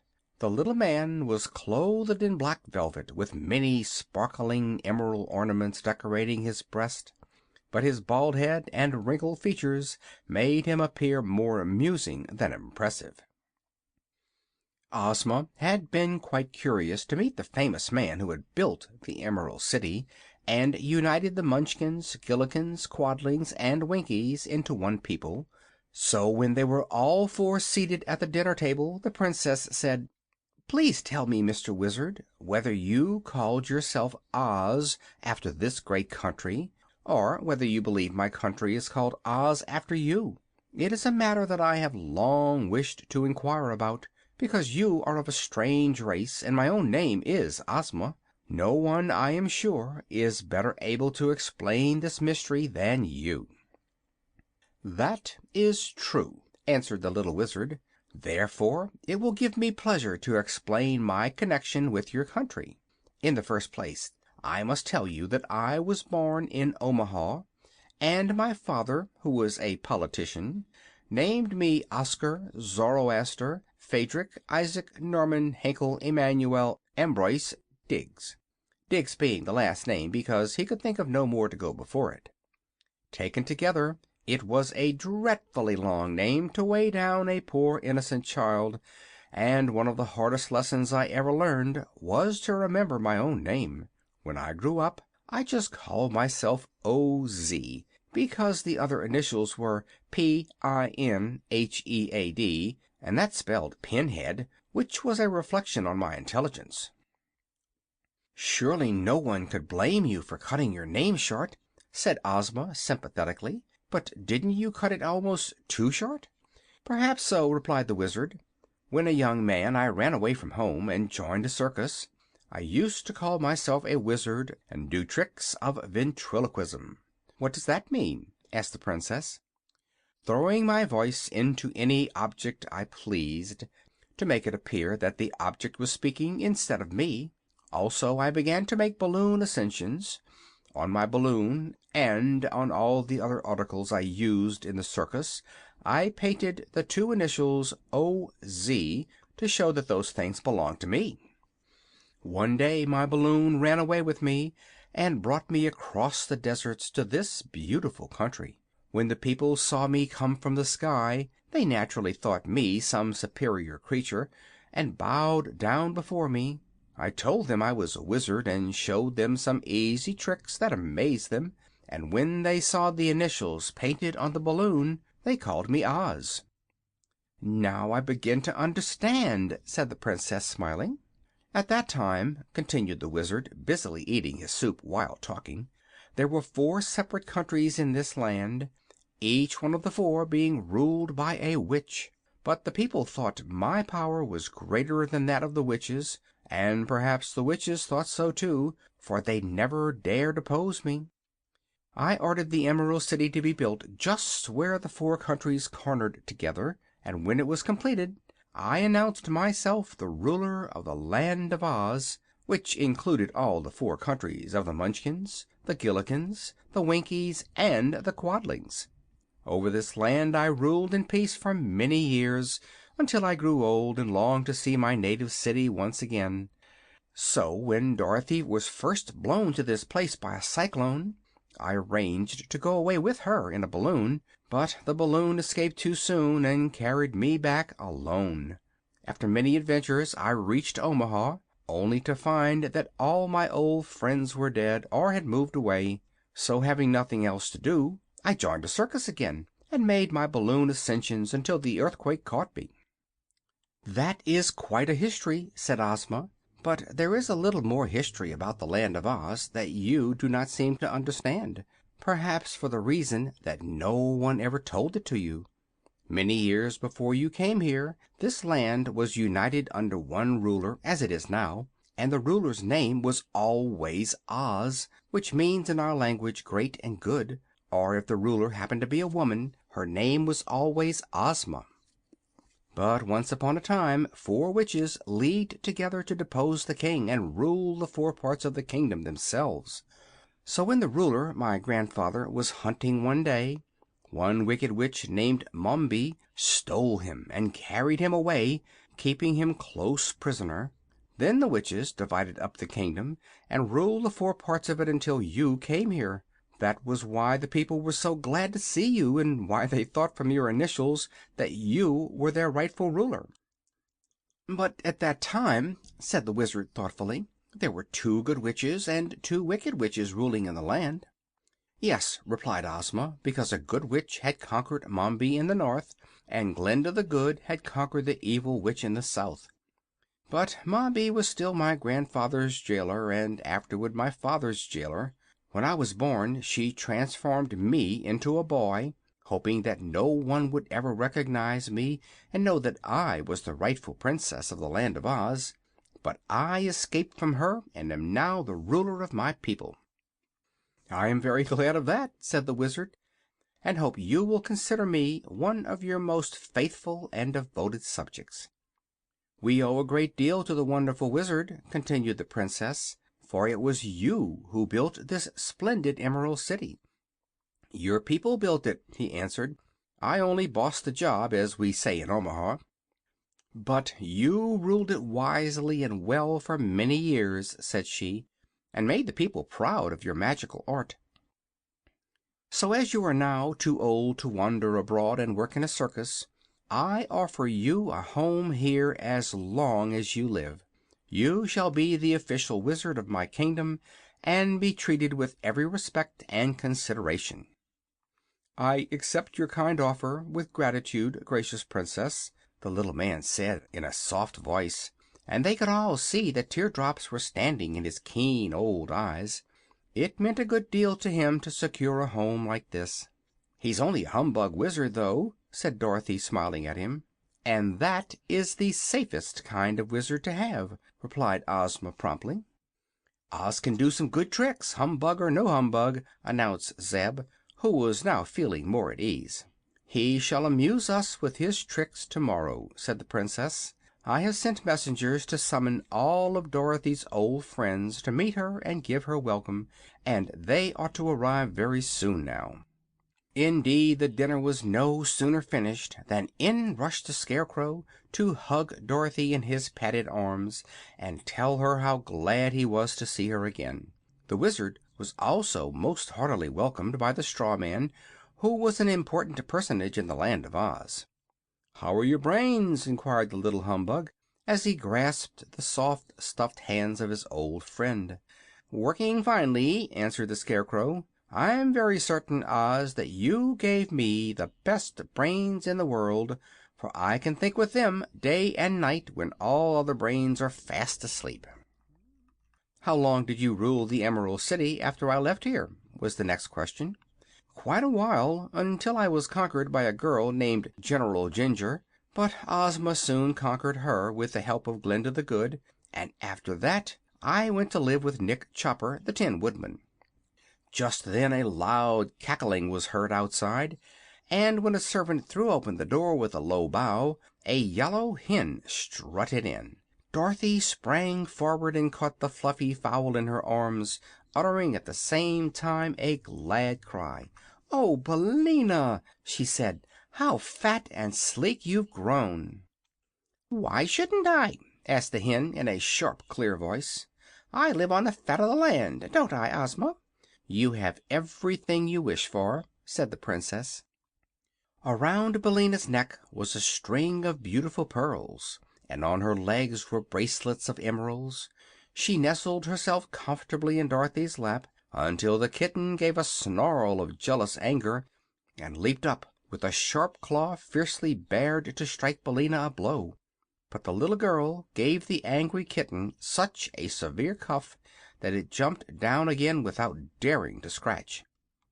"How horrid of you, Eureka!" cried Dorothy. "Is that the way to treat my friends?"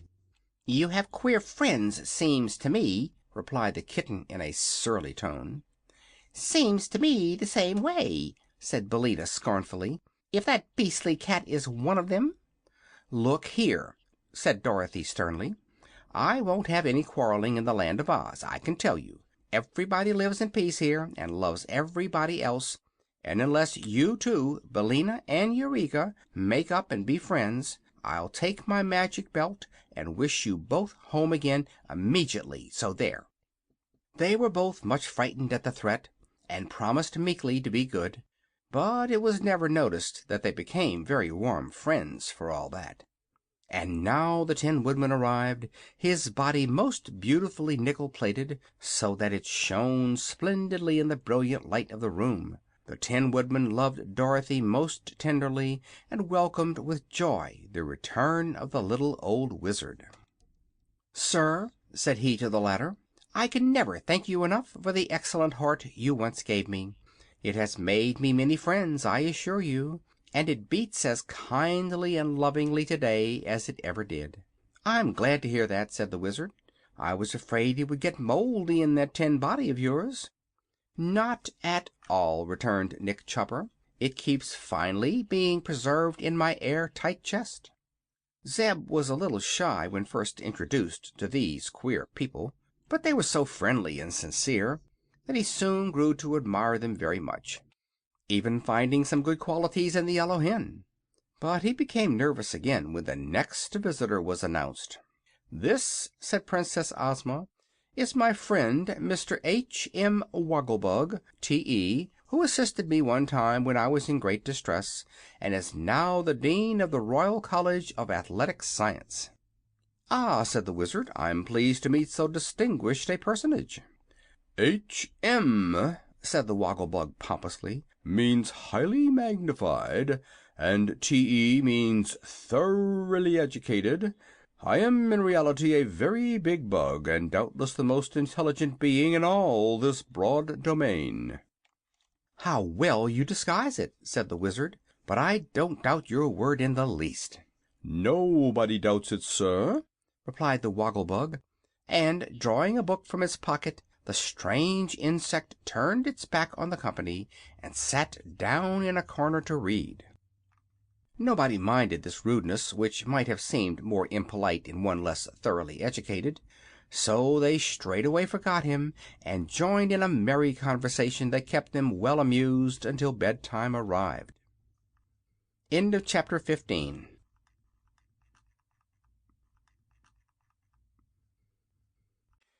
Chapter 16. Jim the Cab Horse. Jim the Cab Horse found himself in possession of a large room with a green marble floor and carved marble wainscoting, which was so stately in its appearance that it would have awed anyone else. Jim accepted it as a mere detail, and at his command the attendants gave his coat a good rubbing, combed his mane and tail, and washed his hoofs and fetlocks. Then they told him dinner would be served directly, and he replied that they could not serve it too quickly to suit his convenience. First they brought him a steaming bowl of soup, which the horse eyed in dismay. "Take that stuff away," he commanded. "Do you take me for a salamander?" They obeyed at once, and next served a fine large turbot on a silver platter, with drawn gravy poured over it. "Fish!" cried Jim with a sniff. "Do you take me for a tomcat? Away with it!" The servants were a little discouraged, but soon they brought in a great tray containing 24 nicely roasted quail on toast. "Well, well," said the horse, now thoroughly provoked. "Do you take me for a weasel? How stupid and ignorant you are! In the Land of Oz, what dreadful things you feed upon! Is there nothing that is decent to eat in this palace?" The trembling servants sent for the royal steward, who came in haste and said, "What would your Highness like for dinner?" "Highness!" repeated Jim, who was unused to such titles. "You are at least 6 feet high, and that is higher than any other animal in this country," said the steward. "Well, my Highness would like some oats," declared the horse. "Oats? We have no whole oats," the steward replied with much deference, "but there is any quantity of oatmeal, which we often cook for breakfast. Oatmeal is a breakfast dish," added the steward humbly. "I'll make it a dinner dish," said Jim. "Fetch it on, but don't cook it, as you value your life." You see, the respect shown the worn-out old cab horse made him a little arrogant, and he forgot he was a guest, never having been treated otherwise than as a servant since the day he was born, until his arrival in the Land of Oz. But the royal attendants did not heed the animal's ill temper. They soon mixed a tub of oatmeal with a little water, and Jim ate it with much relish. Then the servants heaped a lot of rugs upon the floor, and the old horse slept on the softest bed he had ever known in his life. In the morning, as soon as it was daylight, he resolved to take a walk and try to find some grass for breakfast. So he ambled calmly through the handsome arch of the doorway, turned the corner of the palace, wherein all seemed asleep, and came face to face with the Sawhorse. Jim stopped abruptly, being startled and amazed. The Sawhorse stopped at the same time and stared at the other with its queer protruding eyes, which were mere knots in the log that formed its body. The legs of the Sawhorse were 4 sticks driven into holes bored in the log. Its tail was a small branch that had been left by accident, and its mouth a place chopped in one end of the body, which projected a little and served as a head. The ends of the wooden legs were shod with plates of solid gold, and the saddle of the Princess Ozma, which was of red leather set with sparkling diamonds, was strapped to the clumsy body. Jim's eyes stuck out as much as those of the Sawhorse, and he stared at the creature with his ears erect and its long head drawn back until it rested against his arched neck. In this comical position the 2 horses circled slowly around each other for a while, each being unable to realize what the singular thing might be which it now beheld for the first time. Then Jim exclaimed, "For goodness sake, what sort of a being are you?" "I'm a Sawhorse," replied the other. "Oh, I believe I've heard of you," said the cab horse, "but you are unlike anything that I expected to see." "I do not doubt it," the Sawhorse observed with a tone of pride. "I am considered quite unusual." "You are indeed, but a rickety wooden thing like you has no right to be alive." "I couldn't help it," returned the other, rather crestfallen. "Ozma sprinkled me with a magic powder, and I just had to live. I know I'm not much account, but I'm the only horse in all the Land of Oz, so they treat me with great respect."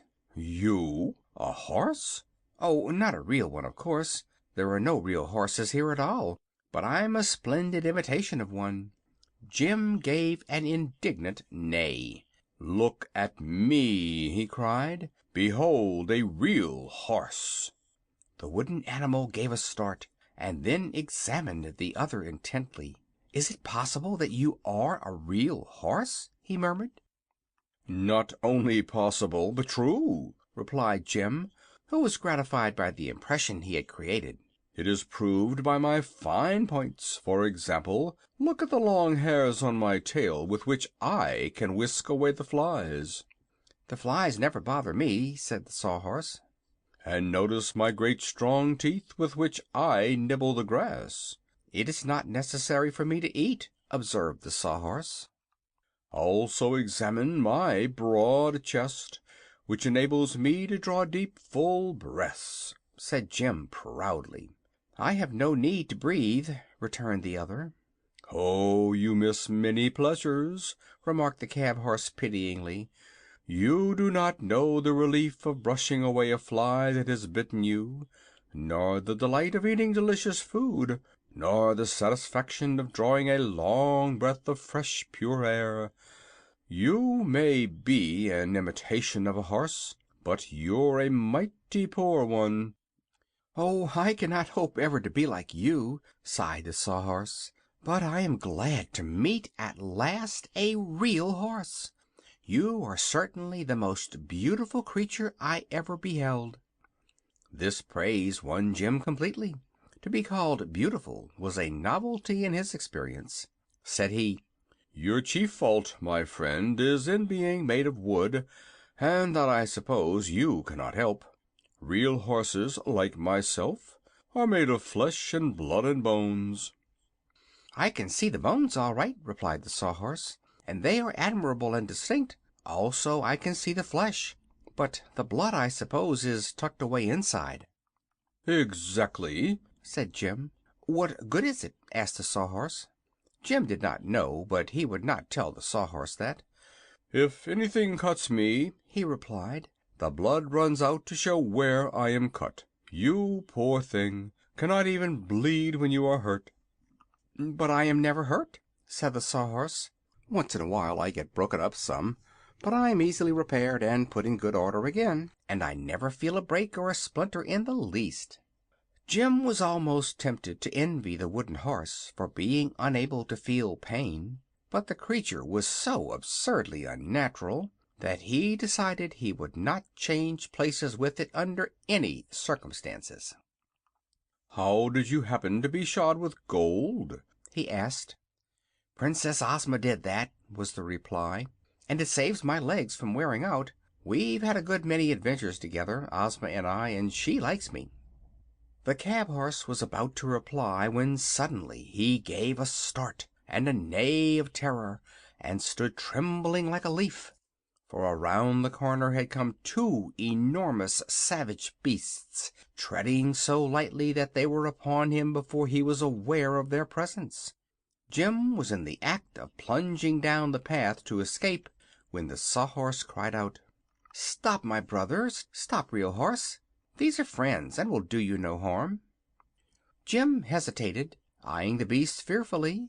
One was an enormous lion with clear, intelligent eyes, a tawny mane, bushy and well kept, and a body like yellow plush. The other was a great tiger with purple stripes around his lithe body, powerful limbs, and eyes that showed through the half-closed lids like coals of fire. The huge forms of these monarchs of the forest and jungle were enough to strike terror in the stoutest heart, and it is no wonder Jim was afraid to face them. But the Sawhorse introduced the stranger in a calm tone, saying, "This noble horse is my friend the Cowardly Lion, who is the valiant king of the forest, but at the same time a faithful vassal of Princess Ozma. And this is the Hungry Tiger, the terror of the jungle, who longs to devour fat babies, but is prevented by his conscience from doing so. These royal beasts are both warm friends of little Dorothy, and have come to the Emerald City this morning to welcome her to our fairyland." Hearing these words, Jim resolved to conquer his alarm. He bowed his head with as much dignity as he could muster toward the savage-looking beasts, who in return nodded in a friendly way. "Is not the Real Horse a beautiful animal?" asked the Sawhorse admiringly. "That is doubtless a matter of taste," returned the Lion. "In the forest he would be thought ungainly because his face is stretched out and his neck is uselessly long. His joints, I notice, are swollen and overgrown, and he lacks flesh and is old in years." "And dreadfully tough," added the Hungry Tiger in a sad voice. "My conscience would never permit me to eat so tough a morsel as the Real Horse." "I'm glad of that," said Jim, "for I also have a conscience, and it tells me not to crush in your skull with the blow of my powerful hoof." If he thought to frighten the striped beast by such language, he was mistaken. The tiger seemed to smile and winked one eye slowly. "You have a good conscience, friend Horse," it said, "and if you attend to its teachings it will do much to protect you from harm. Some day I will let you try to crush in my skull, and afterward you will know more about tigers than you do now." "Any friend of Dorothy," remarked the Cowardly Lion, "must be our friend as well. So let us cease this talk of skull crushing and converse upon more pleasant subjects. Have you breakfasted, Sir Horse?" "Not yet," replied Jim, "but there is plenty of excellent clover, so if you will excuse me I will eat now." "He's a vegetarian," remarked the Tiger, as the horse began to munch the clover. "If I could eat grass I would not need a conscience, for nothing could then tempt me to devour babies and lambs." Just then Dorothy, who had risen early and heard the voices of the animals, ran out to greet her old friends. She hugged both the Lion and the Tiger with eager delight, but seemed to love the King of Beasts a little better than she did his hungry friend, having known him longer. By the time they had indulged in a good talk, and Dorothy had told them all about the awful earthquake and her recent adventures, the breakfast bell rang from the palace, and the little girl went inside to join her human comrades. As she entered the great hall a voice called out in a rather harsh tone, "What! Are you here again?" "Yes, I am," she answered, looking all around to see where the voice came from. "What brought you back?" was the next question, and Dorothy's eye rested on an antlered head hanging on the wall just over the fireplace, and caught its lips in the act of moving. "Good gracious!" she exclaimed, "I thought you were stuffed." "So I am," replied the head, "but once in a while I was part of the gump, which Ozma sprinkled with the powder of life. I was then for a time the head of the finest flying machine that was ever known to exist, and we did many wonderful things. Afterward the gump was taken apart and I was put back on the wall, but I can still talk when I feel in the mood, which is not often." "It's very strange," said the girl. "What were you when you were first alive?" "That I have forgotten," replied the gump's head, "and I do not think it is of much importance. But here comes Ozma, so I'd better hush up, for the Princess doesn't like me to chatter since she changed her name from Tip to Ozma." Just then the girlish ruler of Oz opened the door and greeted Dorothy with a good morning kiss. The little Princess seemed fresh and rosy and in good spirits. "Breakfast is served, dear," she said, "and I am hungry. So don't let us keep it waiting a single minute." End of chapter 16.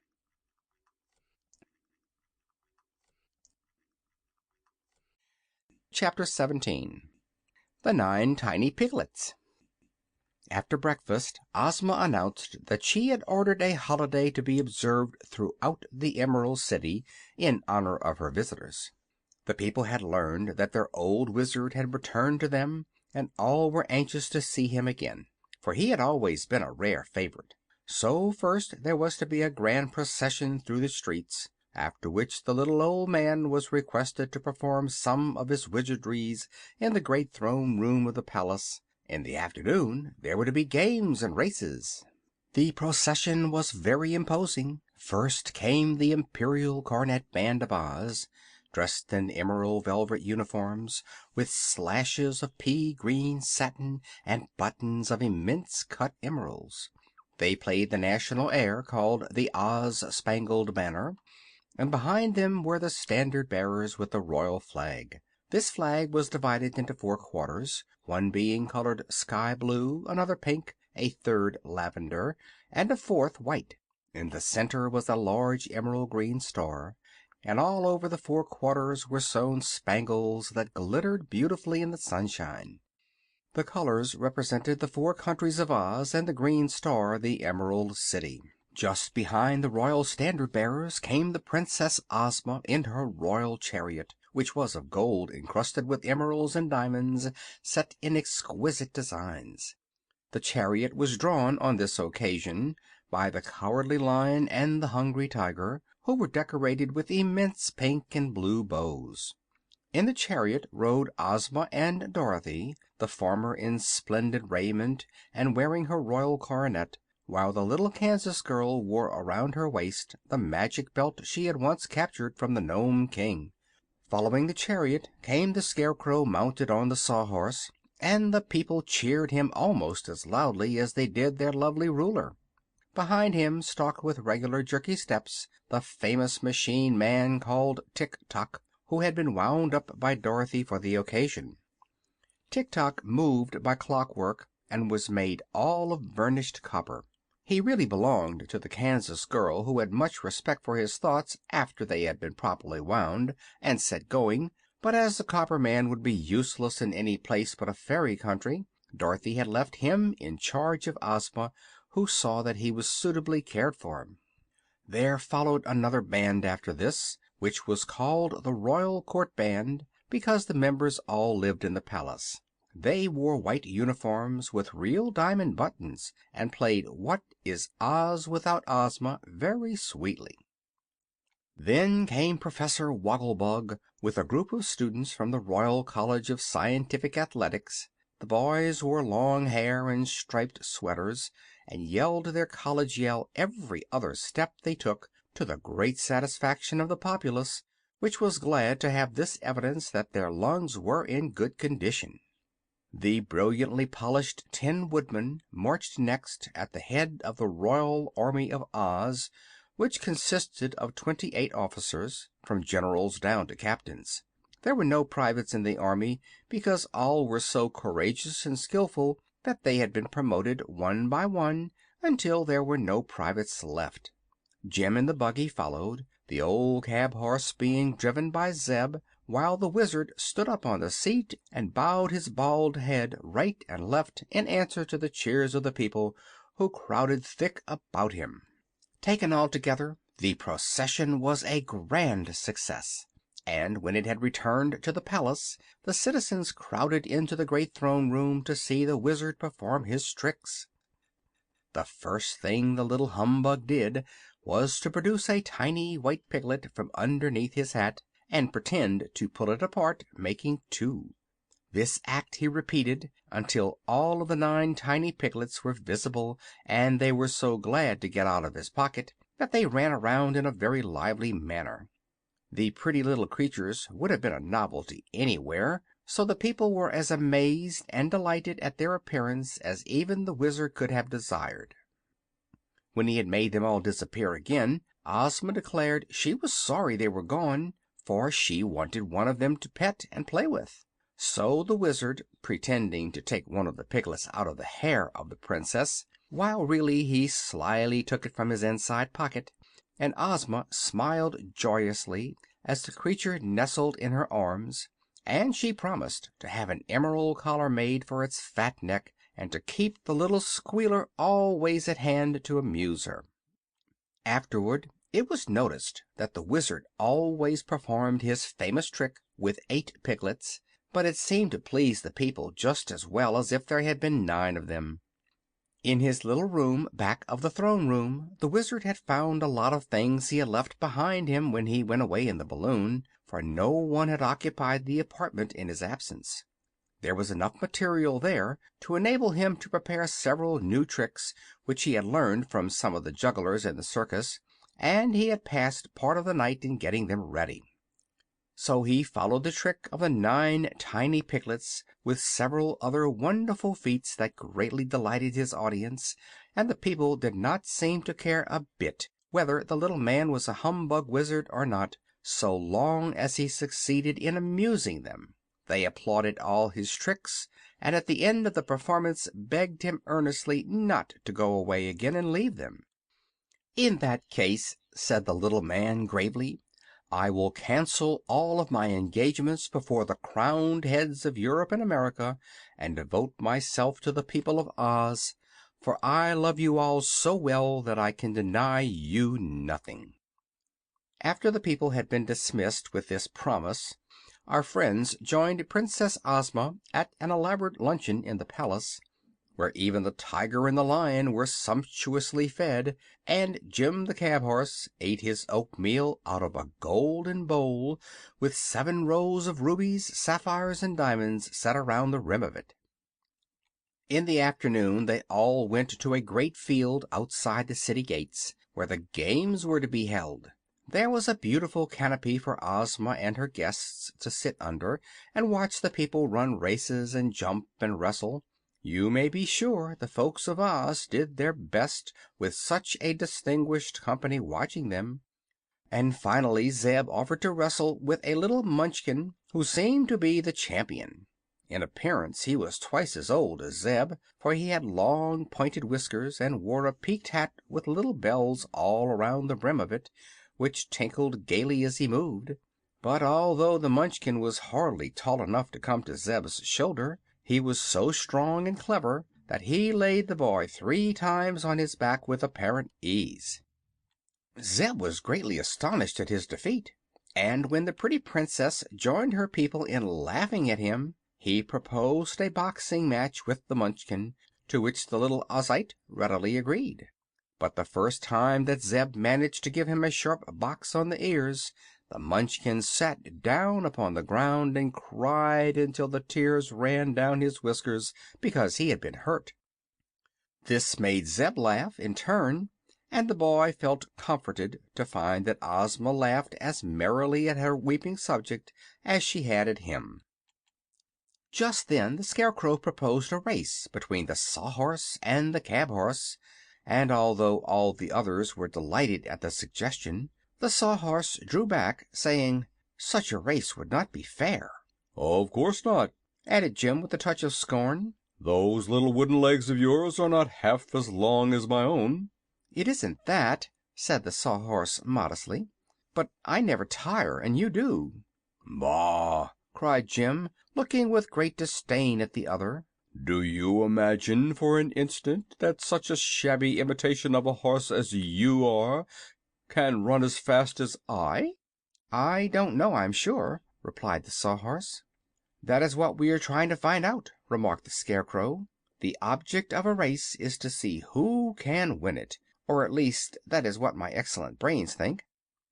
"Once when I was young," said Jim, "I was a racehorse, and defeated all who dared run against me. I was born in Kentucky, you know, where all the best and most aristocratic horses come from." "But you're old now, Jim," suggested Zeb. "Old? Why, I feel like a colt today," replied Jim. "I only wish there was a real horse here for me to race with. I'd show the people a fine sight, I can tell you." "Then why not race with the Sawhorse?" inquired the Scarecrow. "He's afraid," said Jim. "Oh, no," answered the Sawhorse. "I merely said it wasn't fair. But if my friend, the real horse, is willing to undertake the race, I am quite ready." So they unharnessed Jim and took the saddle off the Sawhorse, and the two queerly matched animals were stood side by side for the start. "When I say 'go,'" Zeb called to them, "you must dig out and race until you reach those 3 trees you see over yonder. Then circle round them and come back again. The first one that passes the place where the Princess sits shall be named the winner. Are you ready?" "I suppose I ought to give the wooden dummy a good start of me," growled Jim. "Never mind that," said the Sawhorse. "I'll do the best I can." "Go!" cried Zeb, and at the word the 2 horses leaped forward and the race was begun. Jim's big hoofs pounded away at a great rate, and although he did not look very graceful, he ran in a way to do credit to his Kentucky breeding. But the Sawhorse was swifter than the wind. Its wooden legs moved so fast that their twinkling could scarcely be seen, and although so much smaller than the cab horse, it covered the ground much faster. Before they had reached the trees the Sawhorse was far ahead, and the wooden animal returned to the starting place and was being lustily cheered by the Ozites before Jim came panting up to the canopy where the Princess and her friends were seated. I am sorry to record the fact that Jim was not only ashamed of his defeat, but for a moment lost control of his temper. As he looked at the comical face of the Sawhorse, he imagined that the creature was laughing at him. So, in a fit of unreasonable anger, he turned around and made a vicious kick that sent his rival tumbling head over heels upon the ground and broke off one of its legs and its left ear. An instant later the tiger crouched and launched its huge body through the air, swift and resistless as a ball from a cannon. The beast struck Jim full on his shoulder and sent the astonished cab horse rolling over and over, amid shouts of delight from the spectators, who had been horrified by the ungracious act he had been guilty of. When Jim came to himself and sat upon his haunches, he found the Cowardly Lion crouched on one side of him and the Hungry Tiger on the other, and their eyes were glowing like balls of fire. "I beg your pardon, I'm sure," said Jim meekly. "I was wrong to kick the Sawhorse, and I am sorry I became angry at him. He has won the race, and won it fairly. But what can a horse of flesh do against a tireless beast of wood?" Hearing this apology, the Tiger and the Lion stopped lashing their tails and retreated with dignified steps to the side of the Princess. "No one must injure one of our friends in our presence," growled the Lion, and Zeb ran to Jim and whispered that unless he controlled his temper in the future he would probably be torn to pieces. Then the Tin Woodman cut a straight and strong limb from a tree with his gleaming axe, and made a new leg and a new ear for the Sawhorse, and when they had been securely fastened in place, Princess Ozma took the coronet from her own head and placed it upon that of the winner of the race. Said she, "My friend, I reward you for your swiftness by proclaiming you Prince of Horses, whether of wood or of flesh, and hereafter all other horses, in the Land of Oz at least, must be considered imitations, and you the real champion of your race." There was more applause at this, and then Ozma had the jeweled saddle replaced upon the Sawhorse, and herself rode the victor back to the city at the head of the grand procession. "I ought to be a fairy," grumbled Jim, as he slowly drew the buggy home, "for to be just an ordinary horse in a fairy country is to be of no account whatever. It's no place for us, Zeb." "It's lucky we got here, though," said the boy, and Jim thought of the dark cave and agreed with him. Chapter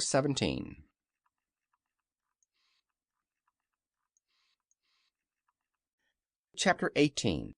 The Trial of Eureka the Kitten. Several days of festivity and merrymaking followed, for such good friends did not often meet, and there was much to be told and talked over between them, and many amusements to be enjoyed in this delightful country. Ozma was happy to have Dorothy beside her, for girls of her own age, with whom it was proper for the Princess to associate, were very few, and often the youthful ruler of Oz was lonely for lack of companionship. It was the third morning after Dorothy's arrival, and she was sitting with Ozma and their friends in a reception room talking over old times, when the Princess said to her maid, "Please go to my boudoir, Jellia, and get the white piglet I left on the dressing table. I want to play with it." Jellia at once departed on the errand, and she was gone so long that they had almost forgotten her mission when the green-robed maiden returned with a troubled face. "The piglet is not there, your Highness," said she. "Not there!" exclaimed Ozma. "Are you sure?" "I have hunted in every part of the room," the maid replied. "Was not the door closed?" asked the Princess. "Yes, your Highness, I am sure it was, for when I opened it Dorothy's white kitten crept out and ran up the stairs." Hearing this, Dorothy and the Wizard exchanged startled glances, for they remembered how often Eureka had longed to eat a piglet. The little girl jumped up at once. "Come, Ozma," she said anxiously, "let us go ourselves to search for the piglet." So the two went to the dressing room of the Princess and searched carefully in every corner and among the vases and baskets and ornaments that stood about the pretty boudoir. But not a trace could they find of the tiny creature they sought. Dorothy was nearly weeping by this time, while Ozma was angry and indignant. When they returned to the others the Princess said, "There is little doubt that my pretty piglet has been eaten by that horrid kitten, and if that is true the offender must be punished." "I don't believe Eureka would do such a dreadful thing!" cried Dorothy, much distressed. "Go and get my kitten, please, Jellia, and we'll hear what she has to say about it." The green maiden hastened away, but presently returned and said, "The kitten will not come. She threatened to scratch my eyes out if I touched her." "Where is she?" asked Dorothy. "Under the bed in your own room," was the reply. So Dorothy ran to her room and found the kitten under the bed. "Come here, Eureka," she said. "I won't," answered the kitten in a surly voice. "Oh, Eureka, why are you so bad?" The kitten did not reply. "If you don't come to me right away," continued Dorothy, getting provoked, "I'll take my magic belt and wish you in the country of the Gurgles." "Why do you want me?" asked Eureka, disturbed by this threat. "You must go to Princess Ozma. She wants to talk to you." "All right," returned the kitten, creeping out. "I'm not afraid of Ozma or anyone else." Dorothy carried her in her arms back to where the others sat in grieved and thoughtful silence. "Tell me, Eureka," said the Princess gently, "did you eat my pretty piglet?" "I won't answer such a foolish question," asserted Eureka, with a snarl. "Oh, yes, you will, dear," Dorothy declared. "The piglet is gone, and you ran out of the room when Jellia opened the door. So if you are innocent, Eureka, you must tell the Princess how you came to be in her room, and what has become of the piglet." "Who accuses me?" asked the kitten, defiantly. "No one," answered Ozma. "Your actions alone accuse you. The fact is that I left my little pet in my dressing room, lying asleep upon the table, and you must have stolen in without my knowing it. When next the door was opened you ran out and hid yourself, and the piglet was gone." "That is none of my business," growled the kitten. "Don't be impudent, Eureka," admonished Dorothy. "It is you who are impudent," said Eureka, "for accusing me of such a crime when you can't prove it except by guessing." Ozma was now greatly incensed by the kitten's conduct. She summoned her Captain General, and when the long, lean officer appeared she said: "Carry this cat away to prison and keep her in safe confinement until she is tried by law for the crime of murder." So the Captain General took Eureka from the arms of the now weeping Dorothy, and in spite of the kitten's snarls and scratches carried it away to prison. "What shall we do now?" asked the Scarecrow, with a sigh, for such a crime had cast a gloom over all the company. "I will summon the court to meet in the throne room at 3 o'clock," replied Ozma. "I myself will be the judge, and the kitten shall have a fair trial." "What will happen if she is guilty?" asked Dorothy. "She must die," answered the Princess. "9 times?" inquired the Scarecrow. "As many times as is necessary," was the reply. "I will ask the Tin Woodman to defend the prisoner. Because he has such a kind heart I am sure he will do his best to save her. And the Woggle Bug shall be the public accuser, because he is so learned that no one can deceive him." "Who will be the jury?" asked the Tin Woodman. "There ought to be several animals on the jury," said Ozma, "because animals understand each other better than we people understand them. So the jury shall consist of the Cowardly Lion, the Hungry Tiger, Jim the Cab horse, the Yellow Hen, the Scarecrow, the Wizard, Tik-Tok the Machine Man, the Sawhorse, and Zeb of Hugson's Ranch. That makes the 9 which the law requires, and all my people shall be admitted to hear the testimony." They now separated to prepare for the sad ceremony, for whenever an appeal is made to law, sorrow is almost certain to follow, even in a fairyland like Oz. But it must be stated that the people of that land were generally so well behaved that there was not a single lawyer amongst them, and it had been years since any ruler had sat in judgment upon an offender of the law. The crime of murder being the most dreadful crime of all, tremendous excitement prevailed in the Emerald City when the news of Eureka's arrest and trial became known. The Wizard, when he returned to his own room, was exceedingly thoughtful. He had no doubt Eureka had eaten his piglet, but he realized that a kitten cannot be depended upon at all times to act properly, since its nature is to destroy small animals and even birds for food, and the tame cat that we keep in our houses today is descended from the wild cat of the jungle, a very ferocious creature indeed. The Wizard knew that if Dorothy's pet was found guilty and condemned to death, the little girl would be made very unhappy. So, although he grieved over the piglet's sad fate as much as any of them, he resolved to save Eureka's life. Sending for the Tin Woodman, the Wizard took him into a corner and whispered: "My friend, it is your duty to defend the white kitten and try to save her. But I fear you will fail, because Eureka has long wished to eat a piglet, to my certain knowledge, and my opinion is that she has been unable to resist the temptation. Yet her disgrace and death would not bring back the piglet, but only serve to make Dorothy unhappy. So I intend to prove the kitten's innocence by a trick." He drew from his inside pocket one of the 8 tiny piglets that were remaining and continued: "This creature you must hide in some safe place, and if the jury decides that Eureka is guilty, You may then produce this piglet and claim it is the one that was lost. All the piglets are exactly alike, so no one can dispute your word. This deception will save Eureka's life, and then we may all be happy again." "I do not like to deceive my friends," replied the Tin Woodman. "Still, my kind heart urges me to save Eureka's life, and I can usually trust my heart to do the right thing. So I will do as you say, friend Wizard."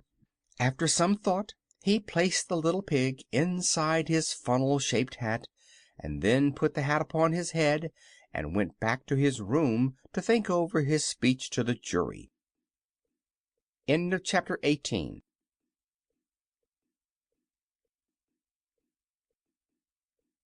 Chapter 19. The Wizard performs another trick. At 3 o'clock the throne room was crowded with citizens, men, women, and children, being eager to witness the great trial. Princess Ozma, dressed in her most splendid robes of state, sat in the magnificent emerald throne, with her jeweled scepter in her hand and her sparkling coronet upon her fair brow. Behind her throne stood the 28 officers of her army and many officials of the royal household.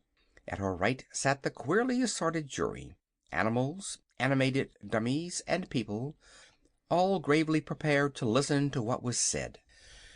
The kitten had been placed in a large cage just before the throne, where she sat upon her haunches and gazed through the bars at the crowds around her with seeming unconcern. And now, at a signal from Ozma, the Woggle-Bug arose and addressed the jury. His tone was pompous, and he strutted up and down in an absurd manner to appear dignified. "Your Royal Highness and fellow citizens," he began, "the small cat you see a prisoner before you is accused of the crime of first murdering and then eating our esteemed ruler's fat piglet, or else first eating and then murdering it. In either case, a grave crime has been committed, which deserves a grave punishment." "Do you mean my kitten must be put in a grave?" asked Dorothy. "Don't interrupt, little girl," said the Woggle-Bug. "When I get my thoughts arranged in good order, I do not like to have anything upset them or throw them into confusion." "If your thoughts were any good they wouldn't become confused," remarked the Scarecrow, earnestly. "My thoughts are always—" "Is this a trial of thoughts or of kittens?" demanded the Woggle-Bug. "It's a trial of one kitten," replied the Scarecrow, "but your manner is a trial to us all." "Let the public accuser continue," called Ozma from her throne, "and I pray you do not interrupt him." "The criminal who now sits before the court licking her paws," resumed the Woggle-Bug, "has long desired to unlawfully eat the fat piglet, which was no bigger than a mouse, and finally she made a wicked plan to satisfy her depraved appetite for pork. I can see her in my mind's eye." "What's that?" asked the Scarecrow. "I say I can see her in my mind's eye." "The mind has no eye," declared the Scarecrow. "It's blind." "Your Highness," cried the Woggle-Bug, appealing to Ozma, "have I a mind's eye, or haven't I?" "If you have, it is invisible," said the Princess. "Very true," returned the Woggle-Bug, bowing. "I say I see the criminal in my mind's eye, creeping stealthily into the room of our Ozma and secreting herself when no one was looking, until the Princess had gone away and the door was closed. Then the murderer was alone with her helpless victim, the fat piglet, and I see her pounce upon the innocent creature and eat it up." "Are you still seeing with your mind's eye?" inquired the Scarecrow. "Of course. How else could I see it? And we know the thing is true, because since the time of that interview there is no piglet to be found anywhere." "I suppose if the cat had been gone instead of the piglet, Your mind's eye would see the piglet eating the cat," suggested the Scarecrow. "Very likely," acknowledged the Woggle-Bug. "And now, fellow citizens and creatures of the jury, I assert that so awful a crime deserves death. And in the case of the ferocious criminal before you, who is now washing her face, the death penalty should be inflicted 9 times." There was great applause when the speaker sat down. Then the Princess spoke in a stern voice. "Prisoner, what have you to say for yourself? Are you guilty or not guilty?" "Why, that's for you to find out," replied Eureka. "If you can prove I'm guilty, I'll be willing to die 9 times. But a mind's eye is no proof, because the Woggle-Bug has no mind to see with." "Never mind, dear," said Dorothy. Then the Tin Woodman arose and said, "Respected jury and dearly beloved Ozma, I pray you not to judge this feline prisoner unfeelingly. I do not think the innocent kitten can be guilty, and surely it is unkind to accuse a luncheon of being a murder. Eureka is the sweet pet of a lovely little girl whom we all admire, and gentleness and innocence are her chief virtues. Look at the kitten's intelligent eyes." Here Eureka closed her eyes sleepily. "Gazed at her smiling countenance." Here Eureka snarled and showed her teeth. "Mark the tender pose of her soft, padded little hands." Here Eureka bared her sharp claws and scratched at the bars of the cage. "Would such a gentle animal be guilty of eating a fellow creature? No, 1,000 times no." "Oh, cut it short," said Eureka. "You've talked long enough." "I'm trying to defend you," remonstrated the Tin Woodman. "Then say something sensible," retorted the kitten. "Tell them it would be foolish for me to eat the piglet, because I had sense enough to know it would raise a row if I did. But don't try to make out I'm too innocent to eat a fat piglet if I could do it and not be found out. I imagine it would taste mighty good." "Perhaps it would to those who eat," remarked the Tin Woodman. "I myself, not being built to eat, have no personal experience in such matters. But I remember that our great poet once said: 'To eat is sweet when hunger's seat demands a treat of savory meat.' Take this into consideration, friends of the jury, and you will readily decide that the kitten is wrongfully accused and should be set at liberty." When the Tin Woodman sat down, no one applauded him, for his arguments had not been very convincing, and few believed that he had proved Eureka's innocence. As for the jury, the members whispered to each other for a few minutes, and then they appointed the Hungry Tiger their spokesman. The huge beast slowly arose and said: "Kittens have no consciences, so they eat whatever pleases them. The jury believes the white kitten known as Eureka is guilty of having eaten the piglet owned by Princess Ozma, and recommends that she be put to death in punishment of the crime." The judgment of the jury was received with great applause, although Dorothy was sobbing miserably at the fate of her pet. The Princess was just about to order Eureka's head chopped off with the Tin Woodman's axe, when that brilliant personage once more arose and addressed her. "Your Highness," said he, "see how easy it is for a jury to be mistaken. The kitten could not have eaten your piglet, for here it is." He took off his funnel hat, and from beneath it produced a tiny white piglet, which he held aloft that all might see it clearly. Ozma was delighted and exclaimed eagerly: "Give me my pet, Nick Chopper!" And all the people cheered and clapped their hands, rejoicing that the prisoner had escaped death and been proven to be innocent. As the Princess held the white piglet in her arms and stroked its soft hair, she said: "Let Eureka out of the cage, for she is no longer a prisoner, but our good friend. Where did you find my missing pet, Nick Chopper?" "In a room of the palace," he answered. "Justice," remarked the Scarecrow with a sigh, "is a dangerous thing to meddle with. If you hadn't happened to find the piglet, Eureka would surely have been executed."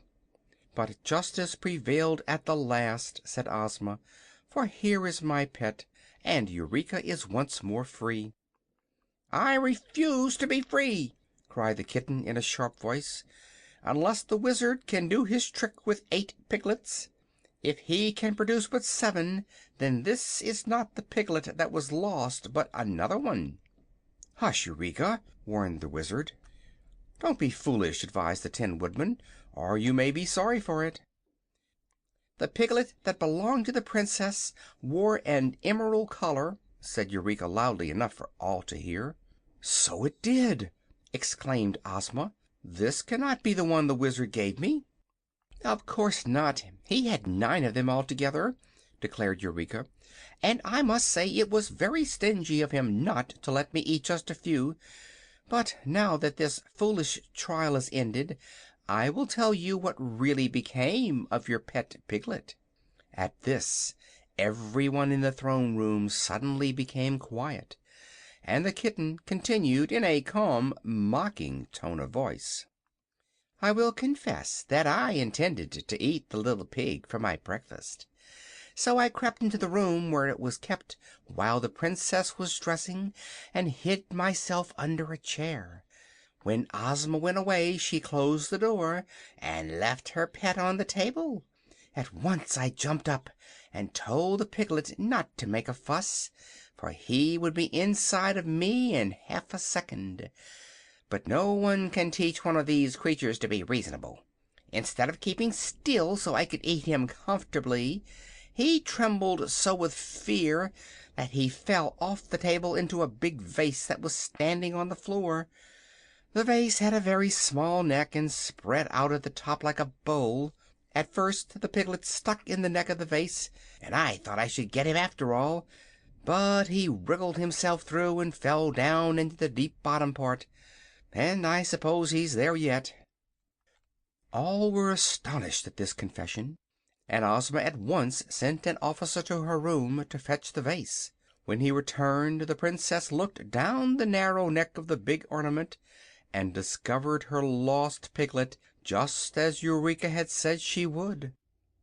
There was no way to get the creature out without breaking the vase, so the Tin Woodman smashed it with his axe and set the little prisoner free. Then the crowd cheered lustily, and Dorothy hugged the kitten in her arms and told her how delighted she was to know that she was innocent. "But why didn't you tell us at first?" she asked. "It would have spoiled the fun," replied the kitten, yawning. Ozma gave the Wizard back the piglet he had so kindly allowed Nick Chopper to substitute for the lost one, and then she carried her own into the apartments of the palace where she lived. And now, the trial being over, the good citizens of the Emerald City scattered to their homes, well content with the day's amusement. End of chapter 19.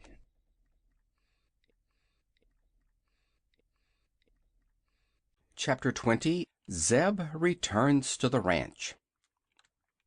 Eureka was much surprised to find herself in disgrace, but she was, in spite of the fact that she had not eaten the piglet. For the folks of Oz knew the kitten had tried to commit the crime, and that only an accident had prevented her from doing so. Therefore even the Hungry Tiger preferred not to associate with her. Eureka was forbidden to wander around the palace and was made to stay in confinement in Dorothy's rooms, so she began to beg her mistress to send her to some other place where she could enjoy herself better. Dorothy was herself anxious to get home, so she promised Eureka they would not stay in the Land of Oz much longer. The next evening, after the trial, the little girl begged Ozma to allow her to look in the enchanted picture, and the Princess readily consented. She took the child to her room and said, "Make your wish, dear, and the picture will show the scene you desire to behold." Then Dorothy found, with the aid of the enchanted picture, that Uncle Henry had returned to the farm in Kansas, and she also saw that both he and Aunt Em were dressed in mourning, because they thought their little niece had been killed by the earthquake.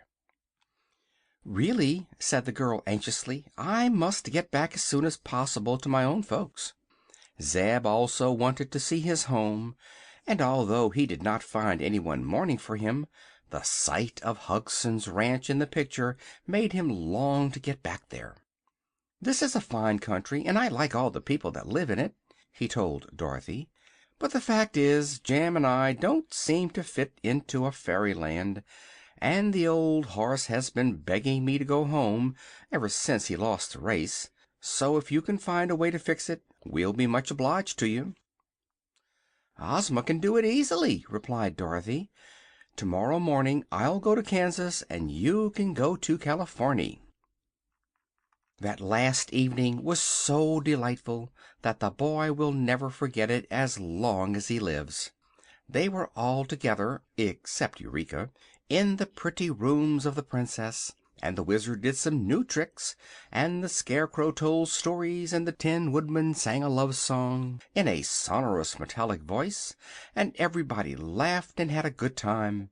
Then Dorothy wound up Tik Tok, and he danced a jig to amuse the company, after which the Yellow Hen related some of her adventures with the Nome King in the Land of Ev.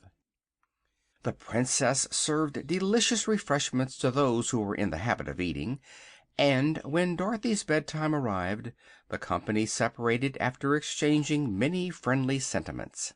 Next morning they all assembled for the final parting, and many of the officials and courtiers came to look upon the impressive ceremonies. Dorothy held Eureka in her arms and bade her friends a fond good-bye. "You must come again sometime," said the little Wizard, and she promised she would if she found it possible to do so.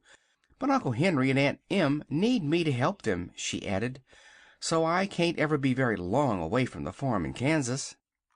Ozma wore the magic belt, and when she had kissed Dorothy farewell and had made her wish, the little girl and her kitten disappeared in a twinkling. "Where is she?" asked Zeb, rather bewildered by the suddenness of it. "Greeting her uncle and aunt in Kansas by this time," returned Ozma with a smile.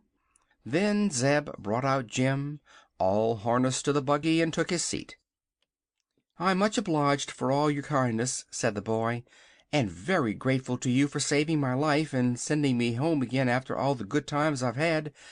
I think this is the loveliest country in the world. But not being fairies, Jem and I feel we ought to be where we belong, and that's at the ranch. Good-bye, everybody." He gave a start and rubbed his eyes. Jim was trotting along the well-known road, shaking his ears and whisking his tail with contented motion. Just ahead of them were the gates of Hugson's ranch, and Uncle Hugson now came out and stood with uplifted arms and wide-open mouth, staring in amazement. "Good gracious! It's Zeb, and Jim, too!" he exclaimed. "Where in the world have you been, my lad?" "Why, in the world, Uncle," answered Zeb with a laugh. End of Chapter 20. End of Dorothy and the Wizard in Oz, by L. Frank Baum. Thank you for listening. Please like, share, and subscribe